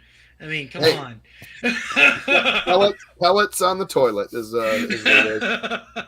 But it's really awesome and it's surreal that we went this long. But I do feel that this is Amico forever. Once again, it is not ending. This is not an end. So I don't want to see videos going, they're ending, they're done. It's not true. You're probably going to see those. It's going to happen. You're going to see them anyway. But what I'm saying is the whole reason is we work together as this panel as an Amico show, and I don't really want to turn it or change the name or move it into something where this person wants this. I want it to be what it was because it fit, it gelled so well. So it will stay Amico forever. I'm not changing the name. It's not turning into a new retro show with a new name. We are keeping Amico forever, but right now we're waiting on official Intellivision word. We're waiting to hear real Amico news, and that will be our purpose to come back and entertain you like we do. And until then, we are taking our good, well-deserved vacation. Take your break. And taking a break. If nothing else, we deserve a break today. Yeah, if nothing else, we come back from the break with a bit more energy, and we have more regular retro topics that we can cover with you guys tonight. Yeah, and put forth some of these ideas that we've been kicking around. It would be nice to have some time to work on them behind the scenes. And Chuck, to be clear, you should probably mention this. Your other shows are still going to be here. You're not taking a break. You're just taking a break. The channel television stuff. I do have classic Intellivision on Mondays with Papa Pete and Go Game Go. It's an Astro Smash Mondays. Please, if you need a fix, come on over there. Yeah. I am and also, by the way, you guys already know this, but for some that don't, that watch this, because we get a decent amount that watch this and watching a replay, Retro Roots, check out, is it on Geeks with Cash or Geek Story? It's on Geek Story now. We moved it over there. It's had a couple episodes there now. Yeah. I've debated on migrating the old ones over there because I'm thinking about just kind of like being done with Geeks with Cash and moving everything over to there. And that's some of the content I would keep. I just don't know where I want to put it and if it'll confuse the crap out of people or throw things off. Yeah. Because that's where all the original great retro show. So if you're looking for that one's every other week though. We don't do that every week because the time schedule is just not good to do it every week. What is Panda's name now? I can vouch. Mike is indeed Jew. I don't want to know how you can vouch that, but okay. Well, hey, to each their own. I didn't sleep with the guy. If that's what you're insinuating, I wanted to. He has a wife, Sam. I mean, I'm Episcopalian, and that's also taken care of down there. So I'm just saying, I'm not going to get into that. That's all right. But Rab, Shabbat Shalom, Rab. Shabbat Shalom. Early Shabbat Shalom, even though it's 2 days from now. But anyways, yeah, so I am working on, and the reason I need it, because I have so much stuff, and I have so many, what do you want to say, irons in the pot? Is that what it's called? Irons in the fire. Irons in the fire. Fire. Irons in the pot. See, I don't even know how to say it. Islands in the stream. Islands in the stream. There you go. So that is what we are. So that I have a big variety show I'm trying to work on, which is going to be a kind of a. The PGs wrote that. I'm going to sound like Ron Burgundy. It's sort of a big deal, but I will let you guys know over the next few weeks how that's going to come to be. But it's going to be basically kind of a skit show. We're going to talk music. We're going to talk beer. We're going to talk games still. I'm going to talk but it's going to be a little goofiness. It's going to go along with my ADD goofiness brain. And I am excited to really kind of go and venture into that while I have some time to do that and create and write and talk and edit and all that good stuff. Rab, I know you are working on some insanely great content. You have stuff that's absolutely hours of content. If you want to kind of talk about what you're still working on or what you are. No. Okay, I've been very happy with no time schedule. As the further I walk away from a time schedule, the happier I am. Yes, it is very long that I'm working on. I've got a very long, epic telling of the story of video game history, going back before video game history and companies that came into video games, and like a very long tale to tell over several episodes, and it goes back a good 150 years. So I've got several episodes to tell this one, and each of these are a couple hours long. So I'm still in the middle of trying to work on some of the things I want to do with the first episode. Doing a lot of stuff with animation, doing a lot of stuff with fun new things with edits. It's been fun. I'm learning a ton, and I don't want to give any more time commitments to it, because every time I say I think it's going to come out in a couple of months, in 3 weeks comes by and I've had like 4 hours to do edits, and nothing has progressed. Why don't you do that? Panda does that all the time. We just don't expect it to come out when he says it's going to come out. I mean, that's why I just don't. I've been honestly. It's like a thin line between me delaying things and Intellivision delaying. Like, we're kind of neck and neck with. Yeah, it may have been since announcement. I may have only released like 3 videos. I don't know. Hard to say. So I'm Mr. Delay myself, Rab. I wouldn't feel bad. You're like Mr. Delay Jr. I think my last release was in. You win. You do win. But I love how we're now measuring how long somebody can delay. Yeah. This is our goalpost. Yeah. Well, this is the gaming world we live in. Everything's delayed, so why not? It really is. Yeah, but I'm of the philosophy that you delay it to get it good, not to just rush it out. You know what I mean? Right. So you don't want to release Duke Nukem forever. You want to make something really good. I am not. I never started. I started a YouTube channel because it is a good medium to create something that is creative and interesting. Amen. And telling stories about video games in an interesting way, and telling stories that haven't been told is very interesting to me. I know people have a limit of how many people they can subscribe to. So if you're reaching your limit, click unsubscribe. You don't have to follow me. I'm very happy kind of working in the background. When I release a video, you'll know. If you're interested, you'll know. You'll find it. If not, don't worry about it. Yeah, Reb, there's you and I a are lot very of other similar, creative people out there. Very similar mindsets of it's not art. About the subs or views. It really is. It's just about making the best. It's our expression. Yep. Agreed. Yeah, so I want to just ask Panda what you have or Lex. There's our advertisement for our channel. Unsubscribe if you want, Ed. Can you just subscribe to all of us? We are just, you don't want to know.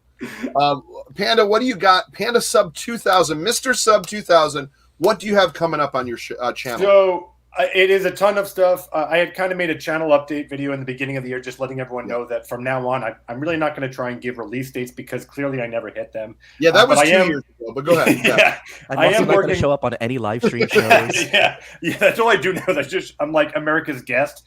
But no, I'm working on 5 episodes all at the exact same time. They're all massively big, and I'm hoping for 3 or 5 to get done this year. The next big one, as I keep mentioning, is Maniac Manor. Really, really huge episode.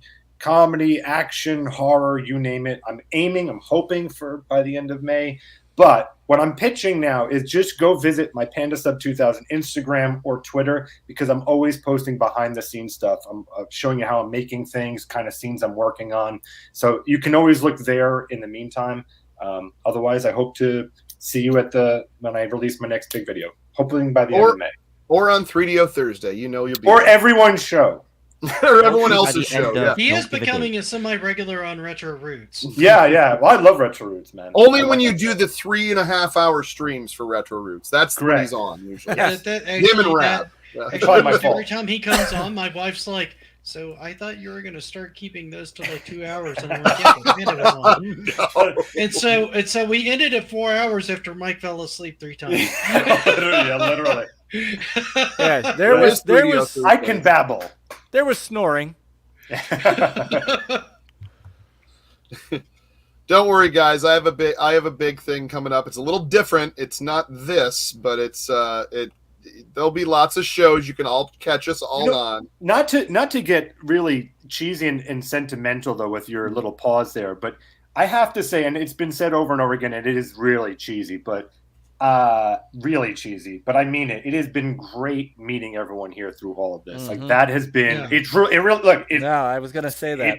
Cheesy as it is, it truly is. You guys have been unbelievable friends. Each one of you has given me a great conversation, a great creative idea. Like, you name it, everyone has their own thing, and I can't thank you guys enough for letting me participate in these things from the beginning. Oh man, absolutely! Thank you and for all the help. It's been a ride. Yeah, I was gonna say you have transformed a lot of the way we do our content. Well, Yeah, because we're trying to like catch up. Because I do like the opposite well of what you do do, things, and that makes me but we better. just don't as want to a take content 3 years creator. to do a video. Well, Rab does. Joking. But, you know. Oh. But Rab keeps all of it. years. Rab keeps all of his secrets and tips and tricks to himself, though. Yeah, he does. But I mean, seriously, and I do. You know, Nick, No, I Nick appreciate sent that, me Panda. Nick I sent me really a do. script. We are going back and forth. Nick sent me a script, and I've got 3 versions of it that I rewrote. Like one that I'm like keeping for myself that is like 50 paragraphs long. And he sent me, I this was like knew, I kind of knew that was going to happen, and I'm like, and when you're like, well, I'll get this I'm like, back I in, can't do this to dude, him. I can't do this to him. Whenever it's ready, it's ready. It's cool. I've run scripts and I've run unlisted videos by Nick to see what it looks like before I put them on. I've done clips for Panda just to say, hey, what of stuff that can't talk about yet, but stuff to get tips and tricks on some different ways of doing things. And then having you guys, every one of you have been on my channel. Every one of you, Nick, Chuck, and Rab by proxy, you guys are all part of the Gamers United Guild. It is a. I'm stuck there by epoxy. You heard it. By a proxy. You are stuck there by proxy. I like epoxy better. Yes, the epoxy stuck by. I get it. Ha ha ha ha. You totally missed the epoxy comment that he did. I missed it. It went right over my head. Rab, am I the only one on the panel that gets you most of the time? So. Marty gets Marty. it. Marty gets it. Hold on. And He's been staring at you the whole night. And the only one there he is. He gets a good smile there. The only one I have yet to break bread with is Panda, and we'll get that Marty, done. you can't interfere with the past. We'll get that done. We'll get her done. We'll get that done too. this year. But the rest of you guys, I mean, I've met you in person. I have hung out with you. We have had, Why are we talking like this is the last show we're ever This is gonna not do? a funeral. Why are we talking like this is a funeral? This is not. Is this a eulogy? This is not a eulogy, guys. Come on. I've enjoyed. We're never coming Like, I'm kidding.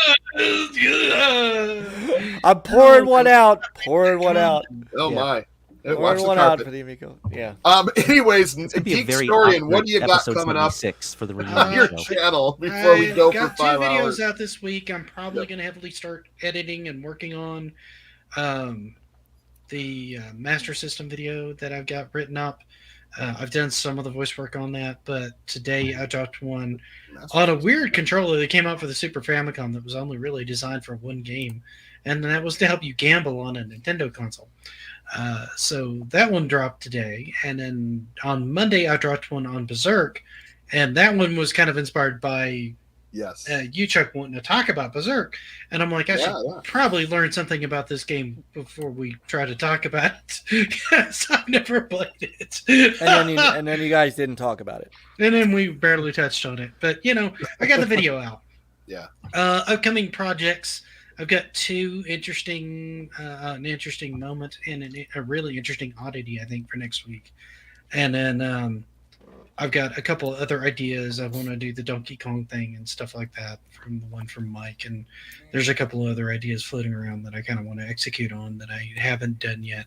And I think I'll take some of this time that we're taking off to kind of think of and flesh out a few new series and maybe float them by some people and just kind of like rough ideas and stuff and see what people think. I have of a quick idea for you, Sorry, Nick. I'd love for you to see to do a thing on repurposing, like Mario Brothers 2. Yo Noid, I believe, was a Japanese game. Oh yeah, that is a good idea. I love The other thing I am going to start doing too, and this is on partially, and I'm going to attribute this mostly to Panda because I really don't want credit for this idea, is to try to do some shorts.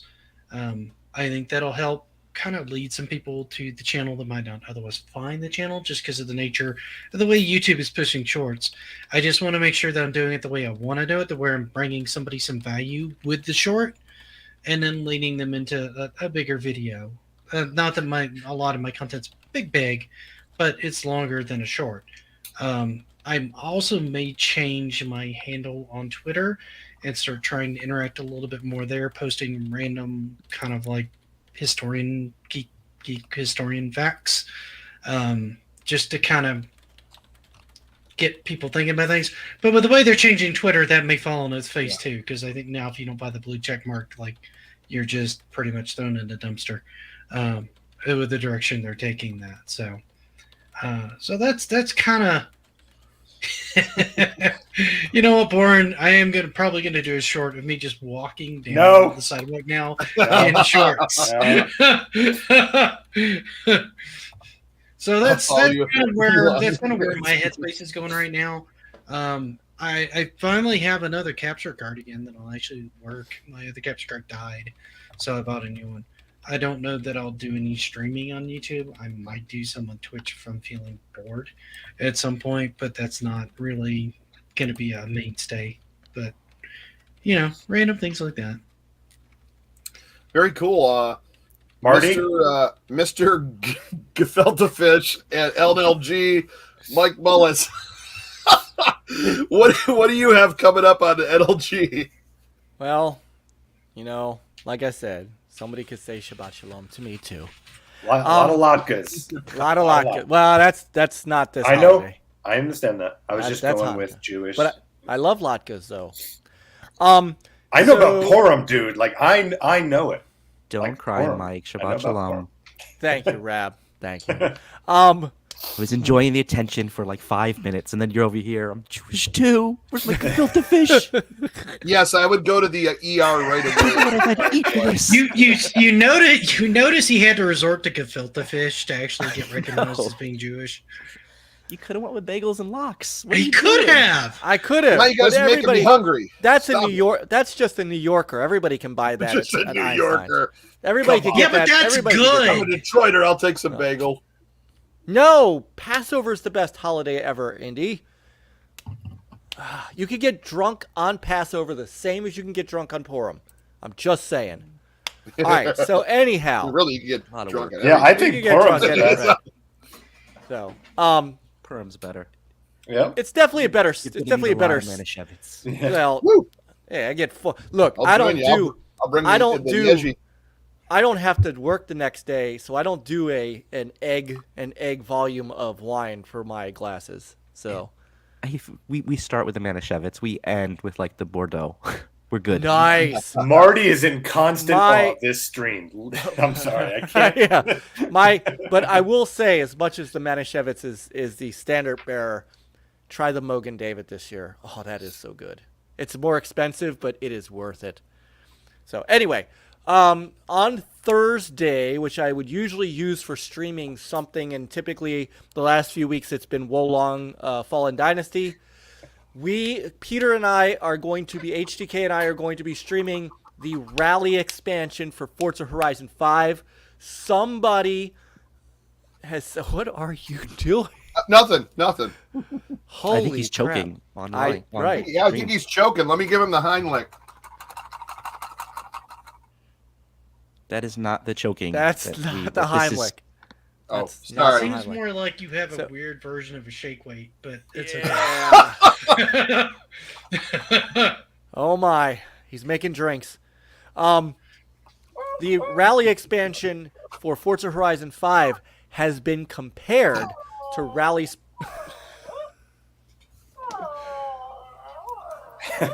Anyway, Well, at tune least in I'll have a Thursday. few weeks to explain to my kids how I ended up in this clip. Oh, now he's taking a dump.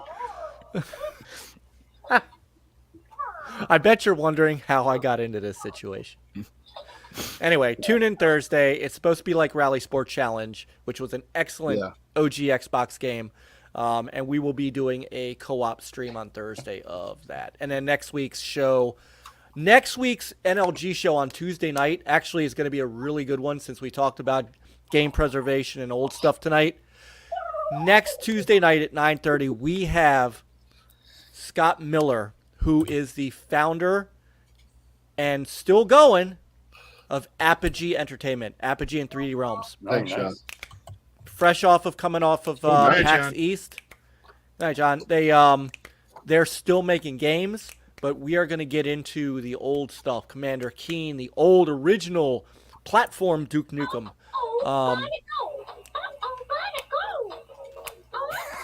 That'll be a fun stream. All right, you know what? Tune in Tuesday. I give up. So, thanks, Marty. Commander I think Keen Marty is will always take us. my wife's Marty favorite will game. take I'll us be out curious always. to listen in. I mean, was there any other way you could do this? And by the way, not for nothing, Yeah. people don't know this, but Apogee Entertainment was heavily involved in the original Max Payne. I did not. They created. I never played the Max Payne series. Like, I just never dove into it. Awesome. They were awesome. Yeah, they helped create the bullet time. If there was a bad guy on the cover or someone that looked like they might be contemplating pirating a ROM, I think Geek Storium was like, no, this is not for me. No GTA, no pirated games. No. I don't know. For whatever reason, I just never picked up Max Payne. I saw it and it looked cool. I just never picked it up and played it. It's It just is one of those I just fantastic. missed because I was busy doing other things for whatever reason. Because there's plenty of great games I missed that way. Yeah, Max Payne. It was in your dating really- period. You were busy. I don't Yeah. know that I was dating. No, I probably wasn't dating. I love that you want to give me that lie, but I I'll give you a tell you, layup and you just watch it Yeah, go I know. down. You just watch yeah, it. Unless yeah, I things sunk off. it intentionally. It's okay. Now, if you get a chance to get Max Payne, you can get it cheap. I believe that it is backward compatible on the Series X. That game, honest to goodness, stands the test of time. It really does. Yeah, it's a decent game. We all know that Oddworld's the best, but hey, we'll say Max Payne. You know what? I will give you Oddworld. Oddworld was a great series. I'm not Oh, going I to argue Oddworld. absolutely love that loved on original Xbox. I won't argue Oddworld with you. And that way, PS1, and then Munch's Odyssey was Xbox, right?